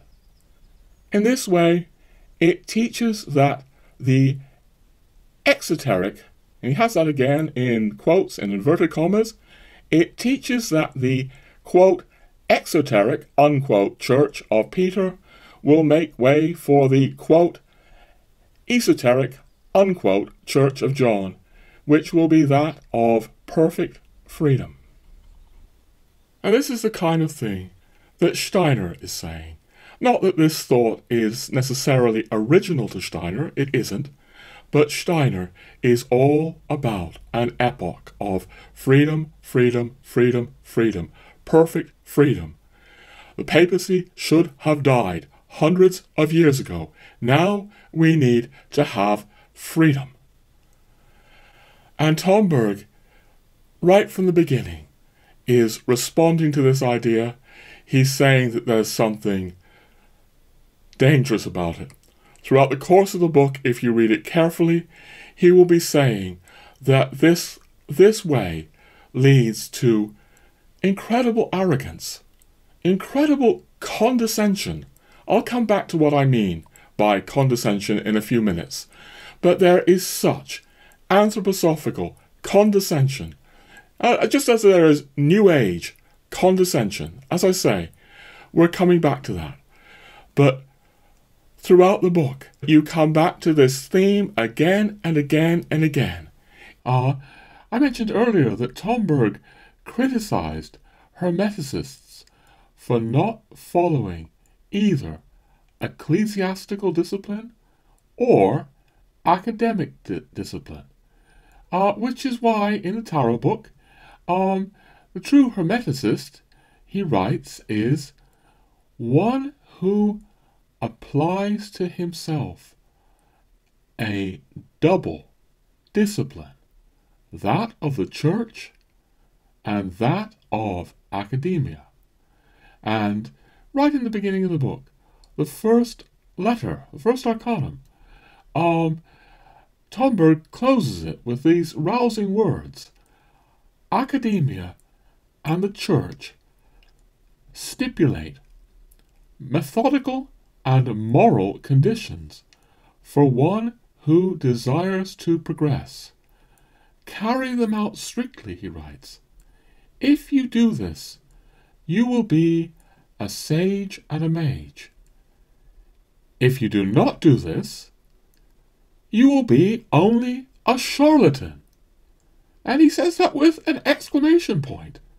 You know, you can hear the exclamation point.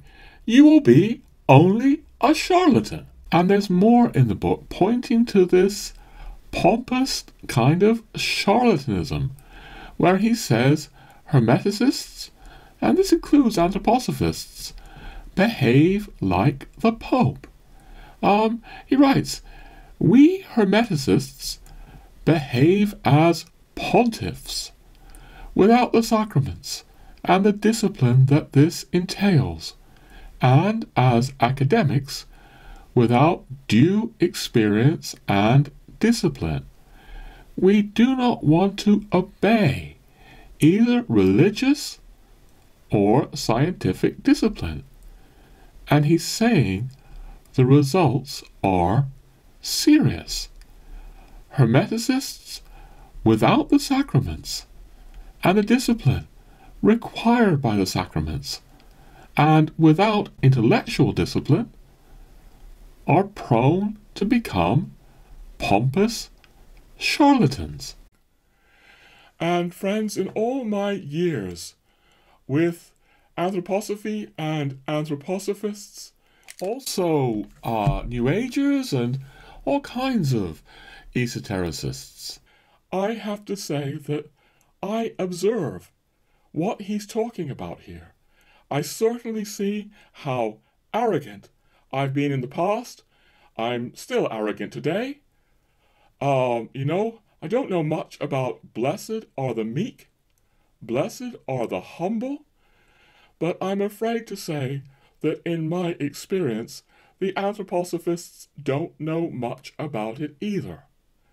And yet I've been in contact for many years with people who actually love Tomberg, anthroposophically minded folk who love Tomberg, and I am concerned that they never seem to register these passages sufficiently.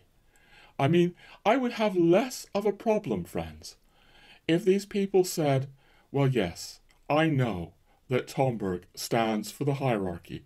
I know he stands for the Pope. I know he stands with the church. He's not looking at the world in this anthroposophical way anymore. He's left that behind. He's crossed the Rubicon. I know all that, but I disagree with Tomberg. I know that my way is the Church of John, and that's what I'm going to stand for. But I'm afraid I know so many people that don't even really realize that Tomberg is really saying no to this idea that you can separate, so-called esoteric Christianity off from so-called exoteric Christianity, the church. He's saying, no, you can't do that, and you're in grave danger if you try. I mean, forgive me for shouting, friends, and please forgive a bit of repetition here. But this quote again, entirely within, he has that italicized in the book. I couldn't get italics on this iMovie program for whatever reason, so I have it in capitals. But it's no esoteric Christianity outside the church. If you're looking outside the church, what you're finding is not esoteric Christianity. Because it's entirely within the church. That's what he's saying here.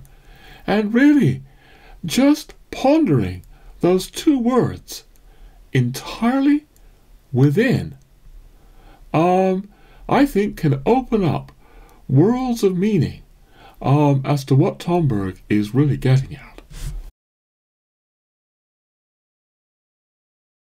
But, there's just so much more to Meditations on the Tarot than simply Anthroposophy. I haven't even mentioned the thread of sophiology in the book. That the book works with the sophiologists of the Russian Orthodox Church, men like Bulgakov and Soloviev, and the book is also addressing the French Hermeticists. We touched on this earlier when we mentioned the egregore, that Tomberg is very seriously warning against egregores, which are often praised by the French Hermeticists. And maybe I need to say this, just to make this clear. In so much of the misinformation out there about Tomberg on the internet, it's like people think that Tomberg is uncritically admiring these French Hermeticists. And he's not. He's really not.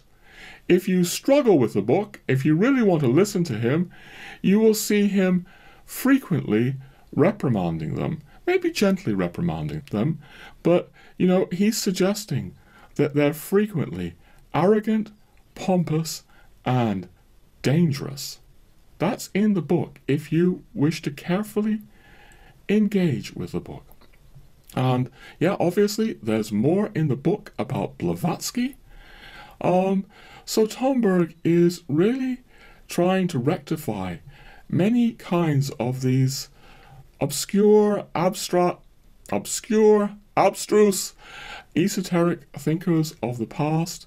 At the same time, he is pointing to the fact that these people sometimes have valuable things to say, and in terms of, I want to locate the book again, that Tomberg is really seeing the world falling ever more deeply into materialism. And I think he's really seeing that materialism is producing madness, and the madness, as far as I can see, is only growing since Tomberg wrote this book in the 60s. We are falling into madness, and Tomberg, like Steiner before him, is seeking answers to the madness of materialism. So he is pointing out that some of these thinkers have value, but they need to be oriented to the church. And saying that, I want to beg your indulgence, friends, to just come back with me briefly to a single line from Lazarus Come Forth. So here we go again. Tomberg is speaking about dogma as a command and a summons to orient thought and research towards divine truth. He means truth of revelation, the truth of the church. He does mean a command and a summons. You can do this thinking, you can do this research, but orient yourself to the truth of the shining star of the dogma of the church. And this is just one of countless times that he keeps coming back to the need for these esoteric, hermetic thinkers of the past and of the present to orient themselves to the church. And I'm going to invoke something now, friends, from Meditations on the Tarot, which might seem quite heavy. When you actually listen to what he's saying, it's pretty heavy. And some of you may think that I'm being heavy in invoking this, and maybe even think that I'm trying to launch attacks on people. I really don't think I'm trying to do that, friends. I think what I'm trying to say on this video is that Tomberg is doing something really very serious, existential, as I said, in a very dangerous world situation. And that's, precisely why he actually speaks in this kind of language. Anyway, I've lost the place, but it's on page 189, I know, so let's go to page 189. And on 189, he is speaking that real Hermeticism cannot exist without the Church. And he's saying that those who want to think hermetically have only one choice. Either to live as parasites, it's a heavy word, parasites, for it is thanks to the Church that we are able to live. So we're parasites if we're strangers to the Church, he says. Or we can choose to be faithful servants to the Church. I suggest that he's invoking this because the world situation is very serious, and he is calling certain people back to the Church. People like the kind of person that I was trying to be, calling them back to the Church. And it's not just about anthroposophists and anthroposophy. There's all kinds of people that he is calling back to be faithful servants of the Church. And by church, by the way, friends, we're going to come to this in a minute, but there are some people, in my view, who try to evade this. They try to say, well, by the Church, he means, some kind of abstract universal church, not the Catholic Church. We're going to come back to that, as I say. Right now, I want to say this isn't just all about anthroposophy, and yet, that said, I do believe Meditations on the Tarot has more to do with Steiner's thinking than is evident to many folk who do not know anthroposophy. As I say, there is at least a very significant thread to the book dealing with matters related to anthroposophy, and you can certainly read a great deal in the text as something of a dialogue between Tomberg and Rudolf Steiner. And in that dialogue, so to speak, there are, as we've been pointing out, very serious disagreements. But there are also agreements. There are continuities and discontinuities between Tomberg and Steiner's thinking. This should be obvious when we think about it. The obvious continuities I've been pointing out this entire time, that Steiner venerated Christ crucified. He saw the mystery of Golgotha transforming the world. And there are other continuities. Steiner takes the fall very seriously. He takes evil very seriously. And that's something very different from the kind of theosophists in my background, the kind of people that have inspired the New Age movement, have inspired Findhorn. You find, if you know Theosophy, that there's a real tendency to gloss over the problem of evil, to gloss over the fall. I'm talking about things like Blavatsky, Alice Bailey here. I won't say that the fall and evil are completely negated by the Theosophists, but Steiner was very different. He took the fall, he took evil very seriously indeed. Like Tomberg, he was gravely concerned with the Eastern occultism of the Theosophists. So here is another continuity between Steiner and Tomberg, and I trust that Rudolf Steiner would be very deeply disturbed by today's Anglo-American New Age spirituality. Another set of continuities I've been speaking about is that Steiner also deplored materialism. He saw us developing this very mechanical, machine-like way of being, and that is obviously, for anyone who knows Tomberg, that mechanical way of thinking, Tomberg is very gravely concerned about that as well. And there are other continuities along the sort of hermetic and sociological lines that I just touched on. But for all these continuities, there are the most radical discontinuities. Steiner, as I said earlier, was far, very far from orthodoxy, and Tomberg came to value orthodoxy deeply. Steiner, I believe, is a Christian, albeit one with extremely eccentric and heterodox views, and that again is putting it mildly.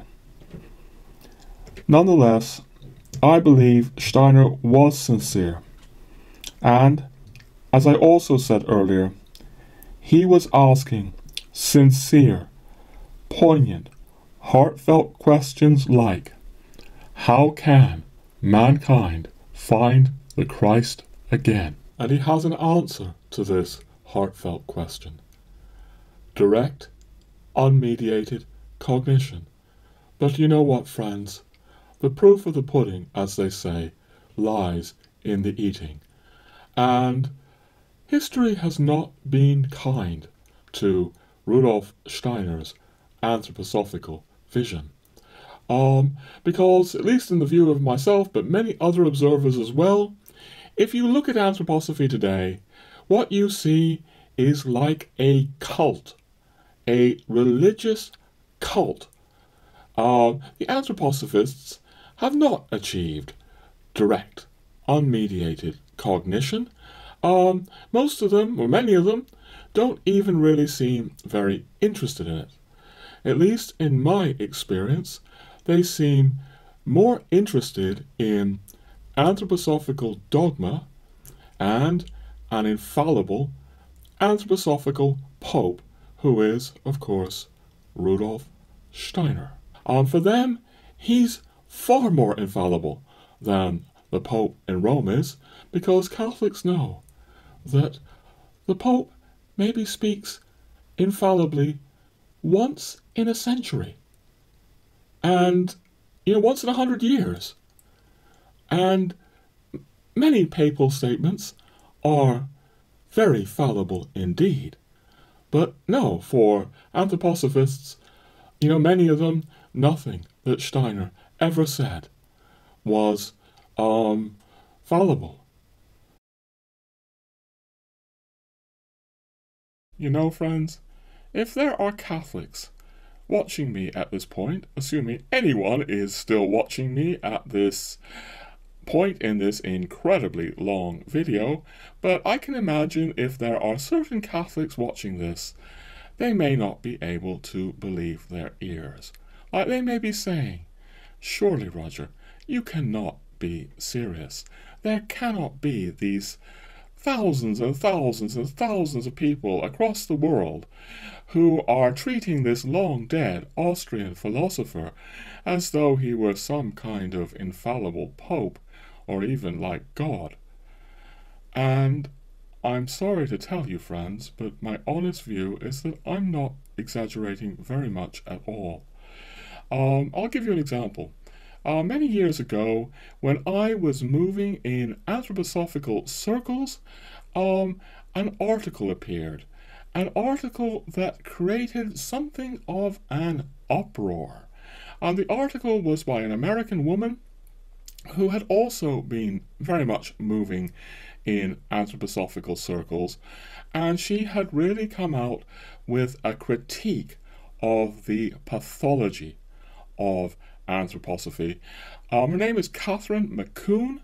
As I say, it created an uproar, but you know what? Over the years, friends, I met many, many anthroposophists or anthroposophically minded people who said she was right. She was really onto something.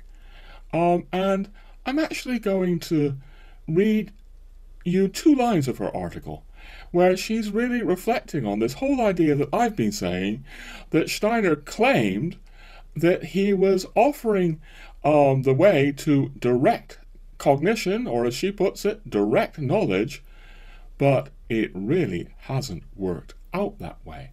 Anyway, here are just 2 lines from a very insightful article that she wrote.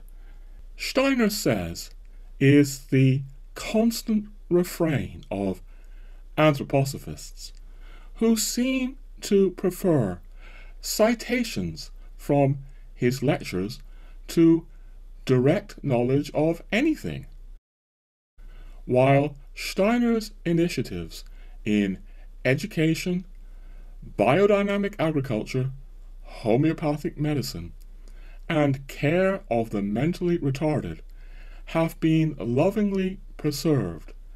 Anthroposophy has, since his death, produced little in the way of social innovation.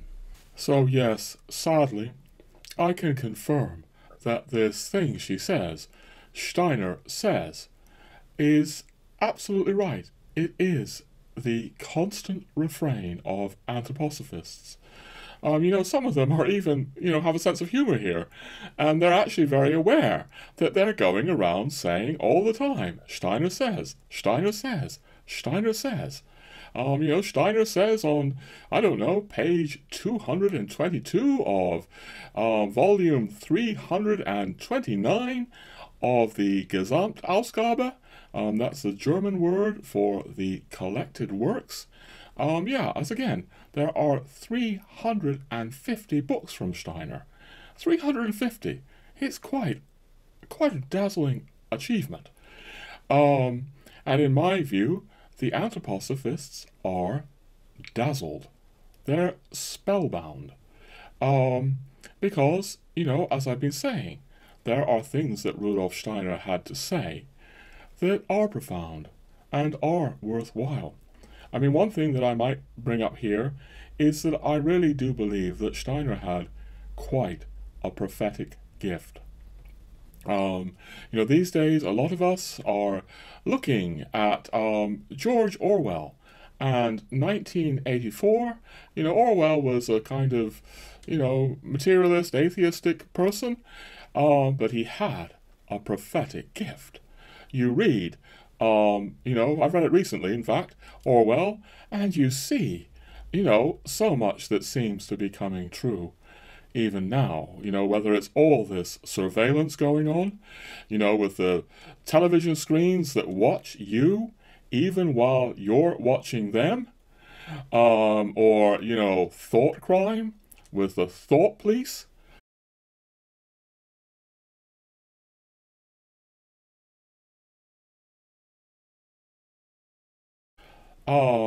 We see all this political correctness coming out of the universities, or really, to be honest, I should say, above all, the American universities. I don't think that European universities have quite caught up with America in this respect.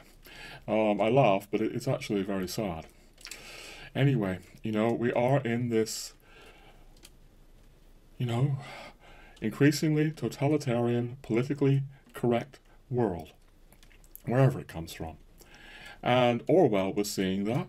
But, having recently read 1984 and knowing Steiner, I think Steiner really could give George Orwell a run for his money, because Steiner was seeing the same things, and arguably he was seeing other things that Orwell hadn't even glimpsed.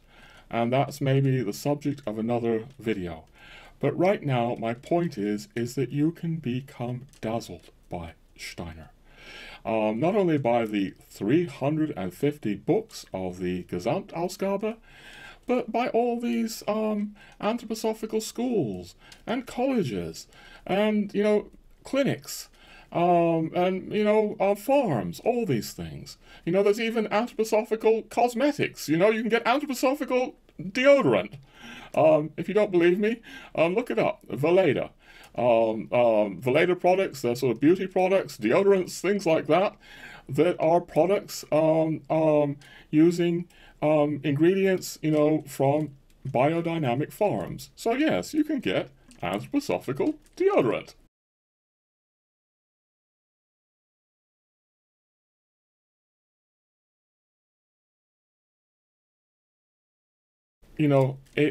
Basically, there's a subculture here, friends.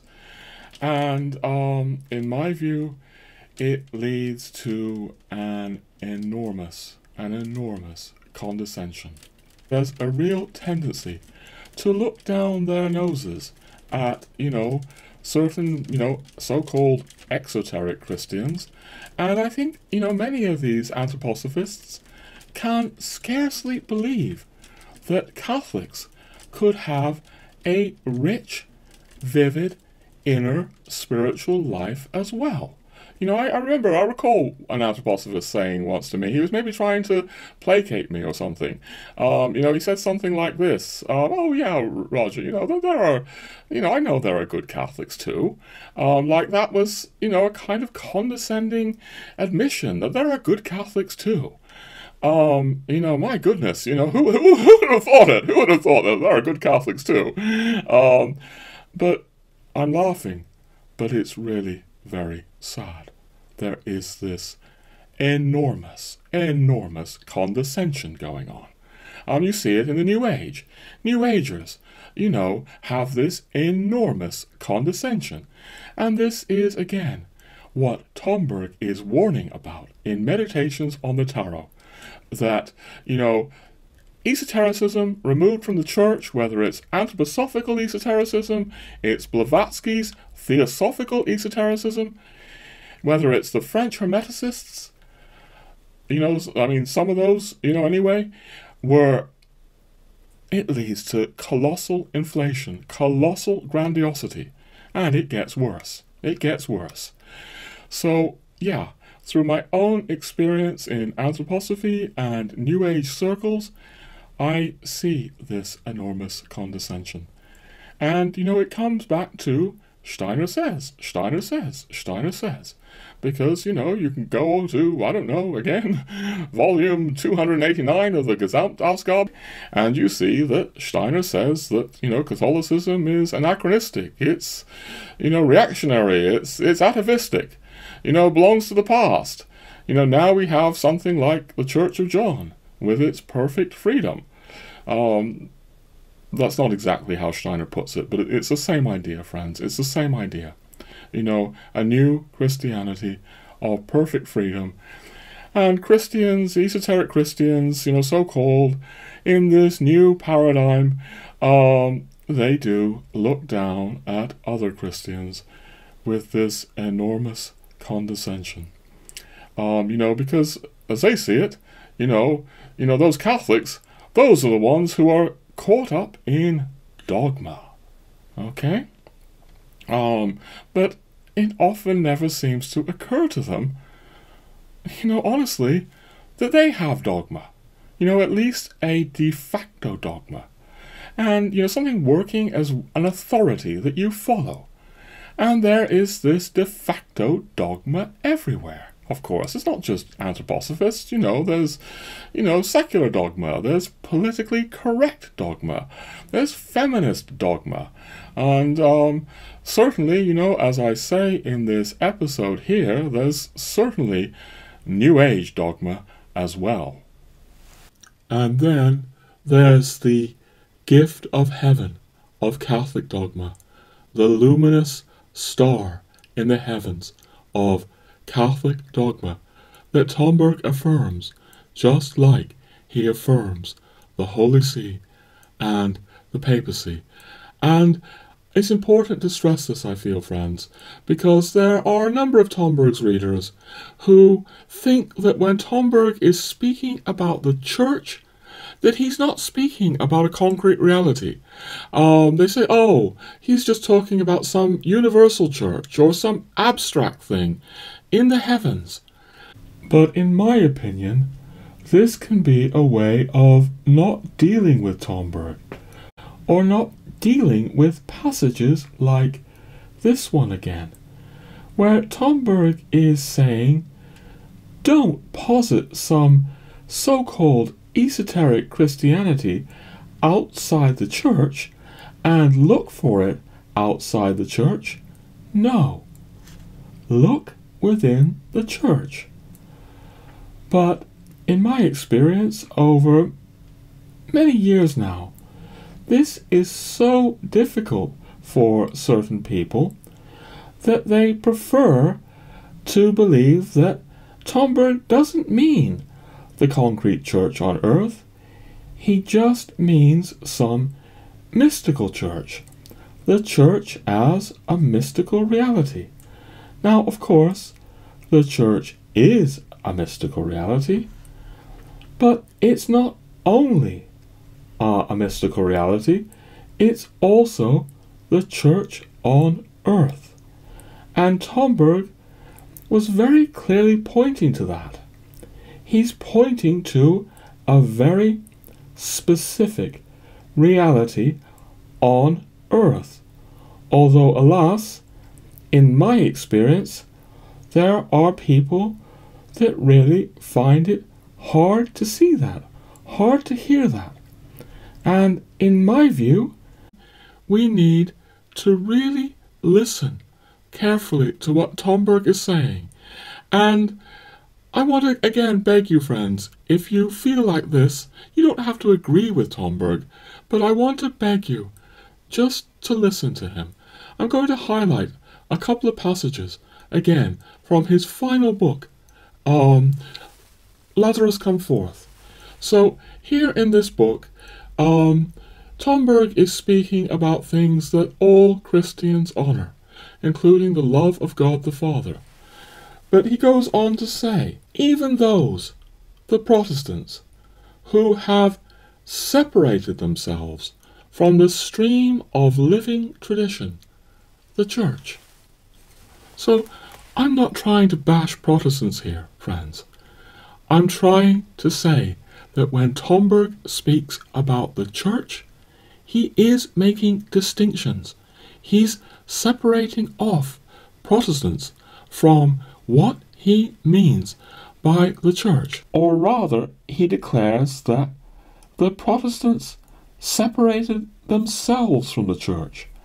And here he follows, of course, the orthodox and official doctrine of the Church that certainly sees Protestants as Christians, but does not see them as fully participating in the holy sacramental mystery of the Church, Catholic in the West and Orthodox in the East. But he honors Christian witness everywhere. You know, and I honor Christian witness everywhere. I honor Rudolf Steiner speaking about Christ crucified. And I honor this great American country music star singing of Christ crucified. My beloved wife Kim has been singing his great hymn to Christ crucified on this video. Clung to the tree and were redeemed by the blood. But right now, I just want to listen to Tomberg, because Tomberg, you know, Tomberg very, very much loves and esteems the Orthodox Church as well, but clearly he's still pointing to Rome when he speaks about orthodoxy. So, for example, in this same book, and again, I just want to beg us to listen. We don't have to agree with this if you're one of these sort of more anthroposophically minded people reading Tomberg. The Eastern Church did not take part in the great development of theological and philosophical schooling of scholasticism, and it was unable to benefit from the fruits of the cultural and moral development which matured and ripened through the spiritual orders, Benedictines, Carmelites, Dominicans, Franciscans, and Jesuits. Again, Tomberg is affirming the Jesuits. He affirms Tridentine Catholic Christianity. Again and again and again. He is honoring the Catholic Church. He's pointing to Rome. He's pointing to Rome. Moreover, he's also pointing to some sort of Christendom renewed. Because that is what's in these jurisprudence books. He's not calling for an absolute return to the exact structures of Christendom as they existed before the 1789 French Revolution, for example, or in the Ancien Regime, but he is pointing to something of that spirit. He's calling for a society again that honors divine law as revealed through Christian revelation, some sort of Christendom renewed. That's what's in these books. It's not the only thing in these books. The books are very multifaceted, just like all of Tomberg's books. But that is in there, friends. So Tomberg is pointing to the Church of Rome.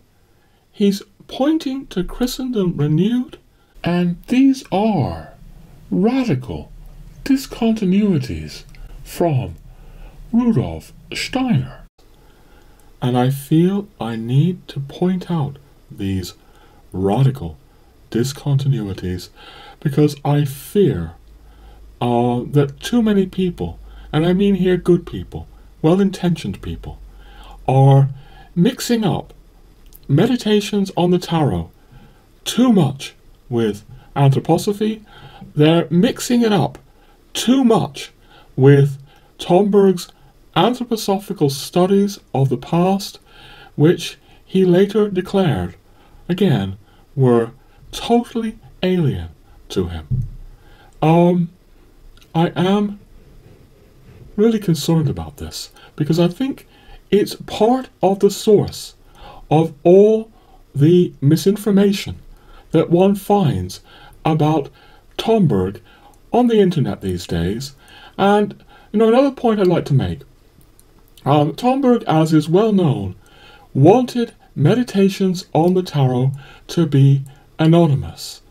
And I wonder, I don't know, but I wonder if part of the reason for that was that he didn't want the book to be connected in any way, shape, or form with his anthroposophical past. The book, friends, as if you know the book, is a form of letters to unknown friends. And there's something that Tomberg says that's rather interesting. He says this right at the beginning of the book, right on the first page of the book. Well, actually, it's in the first paragraph of the book. He's addressing these unknown friends, and he says, these unknown friends will know that the author of these letters has said more about himself in these letters than he would have been able to in any other way. I wonder if that is also a statement saying, don't go to the anthroposophical studies. This, if you want to know what I think, this will tell you more what I think than any other source of information. And Meditations on the Tarot, it's just filled with inexhaustible depths. I've read it 13 times now, and sometimes I feel like I'm still only scratching the surface of the book. The book has obviously completely changed my life. It's pointed me to the church, which is something that I can't find words to express my gratitude for this, friends. I'm very glad that I'm no longer a liberal, progressive Anglican. I'm very glad that I'm not an anthroposophist. I'm very glad that I'm not a New Ager. Because what the Catholic Church has given me is priceless beyond measure. So, friends, no words really suffice for this. I have no words to express the depth of my gratitude to the Catholic Church for giving me his body and his blood. But I also want to express my gratitude to Tomberg, because without Tomberg I might never have found this. I might simply be a kind of anthroposophical Anglican today. But Tomberg knew these things too. He knew.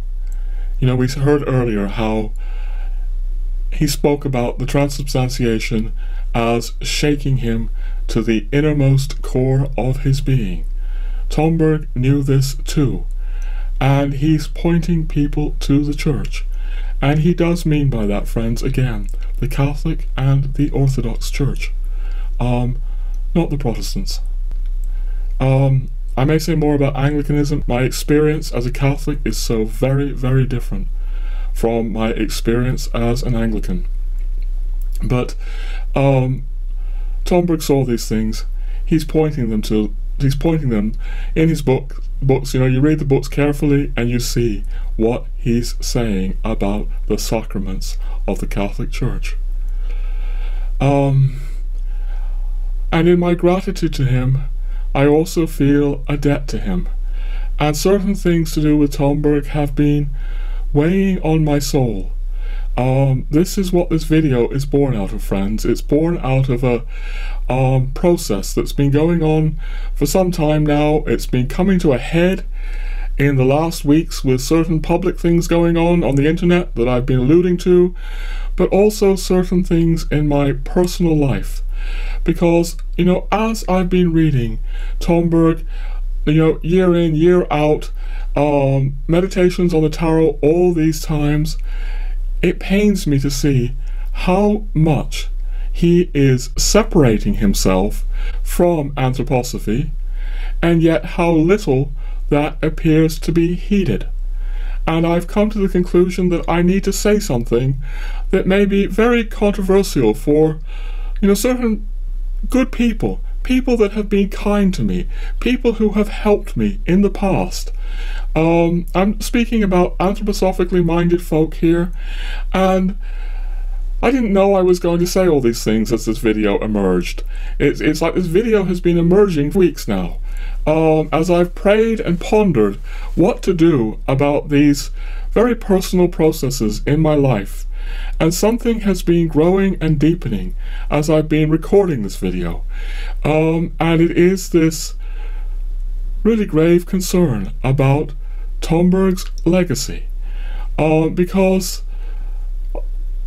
wherever Tomberg is now, I feel concerned that this kind of mix-up between Meditations on the Tarot and Anthroposophy could be a burden on his soul. I'm also very concerned that, you know, I believe Meditations on the Tarot is doing very good work in the world, but I'm sure it's also being hindered in the world.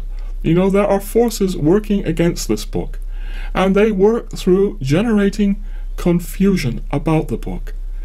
And I'm concerned that some of this kind of anthroposophical mix-up is part of what's creating confusion.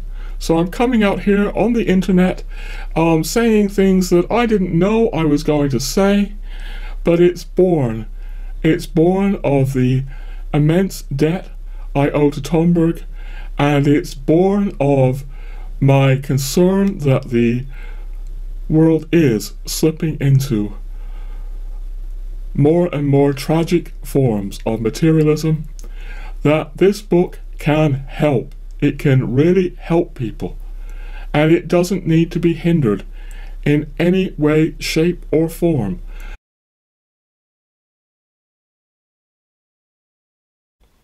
Alright, friends, it's days later now, and I'm looking at all this mess of a video that I've been shooting over weeks now, and I'm asking how can I pull all the threads together, all these things that I've invoked from these, apparently impossible ideas of Christendom renewed, to things like anthroposophical deodorant. And I've come to the conclusion that I can't pull it all together. I can't. This, as I've said all along, is a stammering. It's a stammering about things that I don't know how to do justice to in a YouTube video, because, again, I'm a writer. I'm not really a speaker. I'm certainly not a filmmaker. I'll also add, I'm certainly not a keyboard warrior either. So if anyone expects me to start trying to deal with these profound issues on social media or in comments boxes, they're going to be disappointed. I want to deal with these issues in my books, but through all kinds of personal and public processes, I felt like I needed to at least try this stammering of a video. And maybe we can just recap some things. These processes are rooted ultimately in the real concern I have, the grave concern, the gravitas of the world situation, as we seem to be falling ever more into a totalitarian materialism. And as I say, Tomberg and Steiner too saw that very, very clearly. And it's rooted in where I see the answers lie. Above all, the mystery and the miracle of the Catholic Church. The mystery that Tomberg, the Catholic mystery that Tomberg has led me into. But also my hope lies in Tomberg's Catholic oeuvre. This corpus of books. Obviously, Meditations on the Tarot is his magnum opus, but there's Lazarus Come Forth, and now there are these jurisprudence books that have pointers to Christendom coming out from Angelico Press. I say pointers to Christendom renewed because the books are really about law.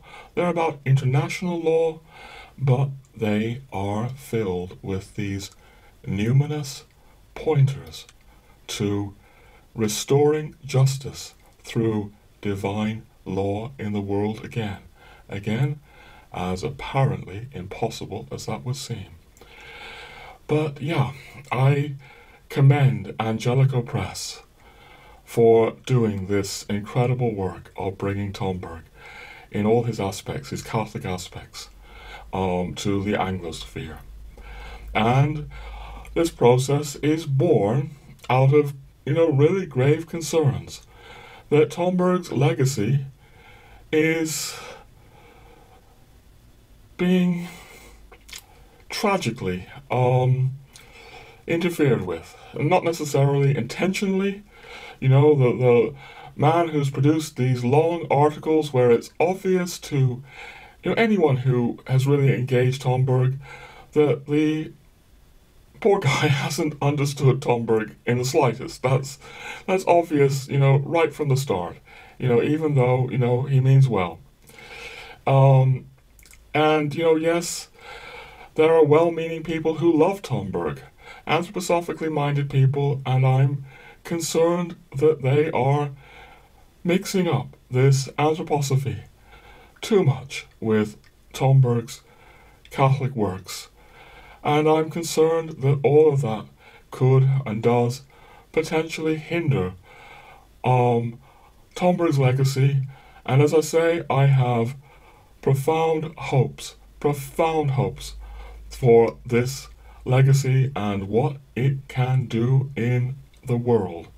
And of course, all of that begs the question of how can Tomberg's corpus of works have the powerful healing that I think they can have in the world if they can function properly without misinformation, without mixing it up with his past. How, Roger? How can they do that? I'm going to make a strange final response to that question, because I've been looking at one of my old videos and I want to run a clip from that in just a moment, because although this video is not explicitly about Tomberg, it still expresses implicitly something central to Tomberg's solution to the world tragedy, as I hope a number of videos on this channel implicitly express much that Tomberg was pointing to. Anyway, let's start with a 2-minute clip from that old video, and then I will expand on it. Counter-revolution is not about countering the revolution with violence. No. In fact, the great Joseph de Maistre, at the time of the French Revolution, said something very, very, very beautiful about counter-revolution. Basically, he said that we can't think of a counter-revolution in terms of violence. Just because the French are now killing priests and burning down churches and, conducting genocide, if we try to respond to this with violence, that's simply another revolution. That's simply a contrary revolution. No, a counter-revolution is something completely different from revolution. It's completely different from violence. At least that's its highest goal and aspiration. I'm not saying that there have not been times that counter-revolution did fall into violence, but the highest meaning of counter-revolution is to resist violence with being peaceful, to resist it with prayer. A real counter-revolution is about prayer. It's about charity. It's about kindness. It's about Christian virtues. But amidst those Christian virtues is the need to have courage and the need to say no to what is happening in the world. So yes, it's the need to have the fire to say no to the Holocaust of abortion. It's the need to have the fire to say no to the brutal excesses of capitalism in our age. And I might add now, no to technocracy, no to scientific materialism, no to liberalism, whether it's the economic liberalism of capitalism or it's social liberalism, and no to every form of revolution. Because what Tomberg is saying in his corpus, his Catholic corpus, is a profound no to every form of revolution, whether that's the heresy of the Lutheran Revolution hundreds of years ago, whether it's the genocide of the French Revolution, Soviet Revolution, or whether it's the failed so-called esoteric Christianity revolution of Rudolf Steiner. He's saying no to all these things that are ruptures with tradition, which are revolutions. I might add, he's very much saying no to the revolution of liberal Catholicism. He actually speaks of Vatican II as opening the portal to death and degeneration. That was hard for me to take for many years. I remember once reading what he had to say about Vatican II when I first discovered him, and I just sank into depression. I couldn't believe it. But 20 years later, I see that Vatican II unleashed forces of death and degeneration in the church. I couldn't see it 20 years ago, but it's now very evident to me. I want to just close with, or just one last, I'm not closing yet, but one last final quote from Meditations on the Tarot, where Tomberg is really expressing the need for faithfulness, faithfulness to the church, faithfulness to tradition. And he's saying that that faithfulness brings forth a power that is very different from revolution and revolt. So he speaks about the power to resist the weakness of revolt. And he adds, for revolt is a weakness, where one lets oneself be carried away by the current of emotional impatience, the fundamental weakness of all rebels, including religious reformers, as well as political revolutionaries, and the most celebrated social reformers. He's saying no to all these things.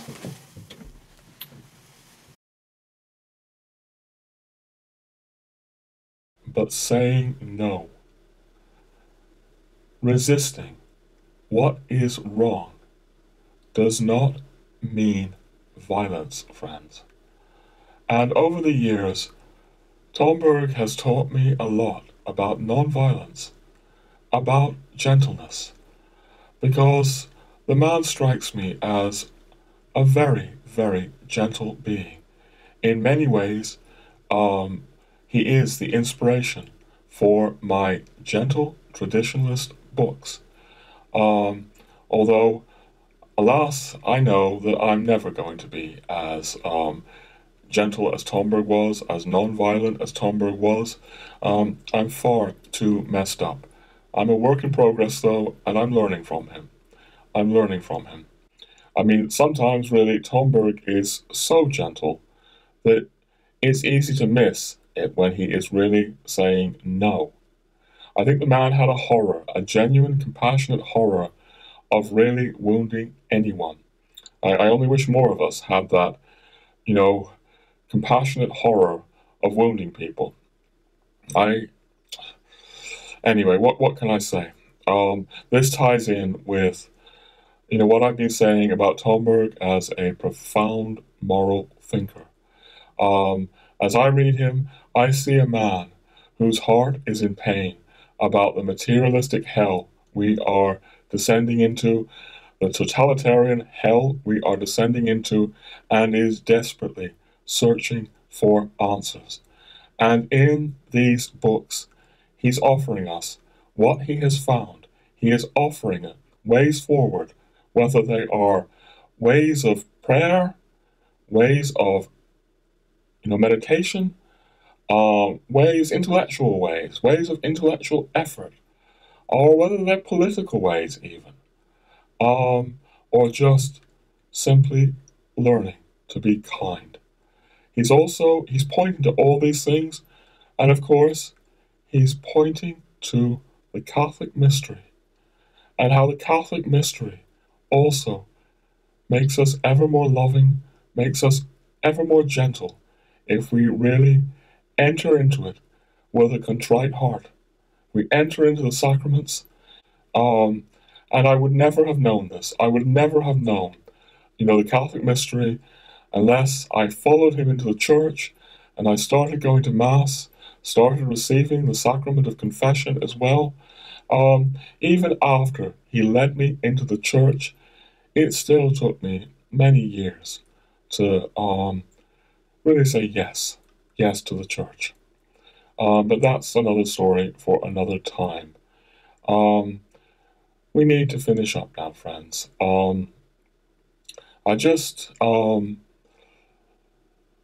There's so much more that I actually wanted to say, or I would have ideally liked to have said. I had meant to go into Blavatsky a bit more, a New Age. I would have ideally liked to have said more of the French Hermeticists, but that's all for another time. In any event, you can find much more about this in my books and videos, and speaking of my books, I have a little announcement to make. So, yes, I think before I come to my announcement, you know, or many of you will know, that my big non-fiction book is called Cor Jesu Sacratissimum, From Secularism and the New Age to Christendom Renewed, and I go into Tomberg to a significant extent in this book. But what many of you will not know, I think, and which may interest those of you who speak Italian, is that recently my Cor Jesu Sacratissimum book has been translated into Italian. So, for those of you who would like to know what I think about Tomberg in more depth and read Italian, you can now read my book in Italian. All right, I'm a bit embarrassed. And I'm tired. It's been a long haul making this video. But yeah, as I say, there's more about this. It's not just in the Cor Jesu Sacratissimum that I go into these things. I also treat Tomberg in both of my gentle traditionalist books. Maybe most of all, the most recent one, The Gentle Traditionalist Returns. And for those of you who don't know, this isn't just fiction. This has a 50-page afterword about Tomberg, about Steiner, about Blavatsky. It's called Occultism and the Easternization of the Anglosphere. So there are other things out there for any of you who may be interested in the issues in this video, also including more videos on this YouTube channel that relate to the themes in this episode. The only one where I explicitly go into Tomberg a bit is this one I mentioned earlier about my conversion. But again, Tomberg's thoughts, Tomberg's concerns are implicit in many other episodes as well. For example, this one, Through the Embers of Christendom, which is a strange sort of travelogue video I did of journeying through France, and which expresses much about the heart of my work. But there's also a lot there again that relates, at least implicitly, to Tomberg.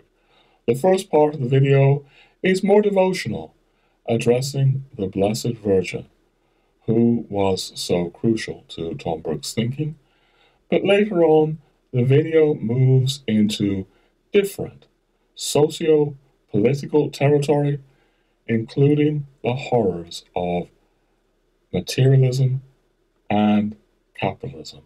So some of you might want to check that episode out too. All right, friends, that's it. In time, I hope there will be more videos on Tomberg, although I don't think they will follow in consecutive order on this channel, because there are other topics that I need to address. I'll just say that what I would most like to address, the person I most want to be writing about and speaking about, in fact, is the great Helena Belloc, who is the other great Catholic inspiration for all my work, and is a man whom I feel he's never acknowledged enough. He's never acknowledged enough, I think, for the profound depth of thinking and insight that he poured out onto the world. So I want to get to Belloc, but right now I'll just say that, friends, if you have got to the end of this immensely long episode, I really do thank you. Thank you for listening, and I take my leave of you now, just expressing my gratitude and saying, God bless you. And the numbers that came through the fire and the flood clung to the tree and were redeemed by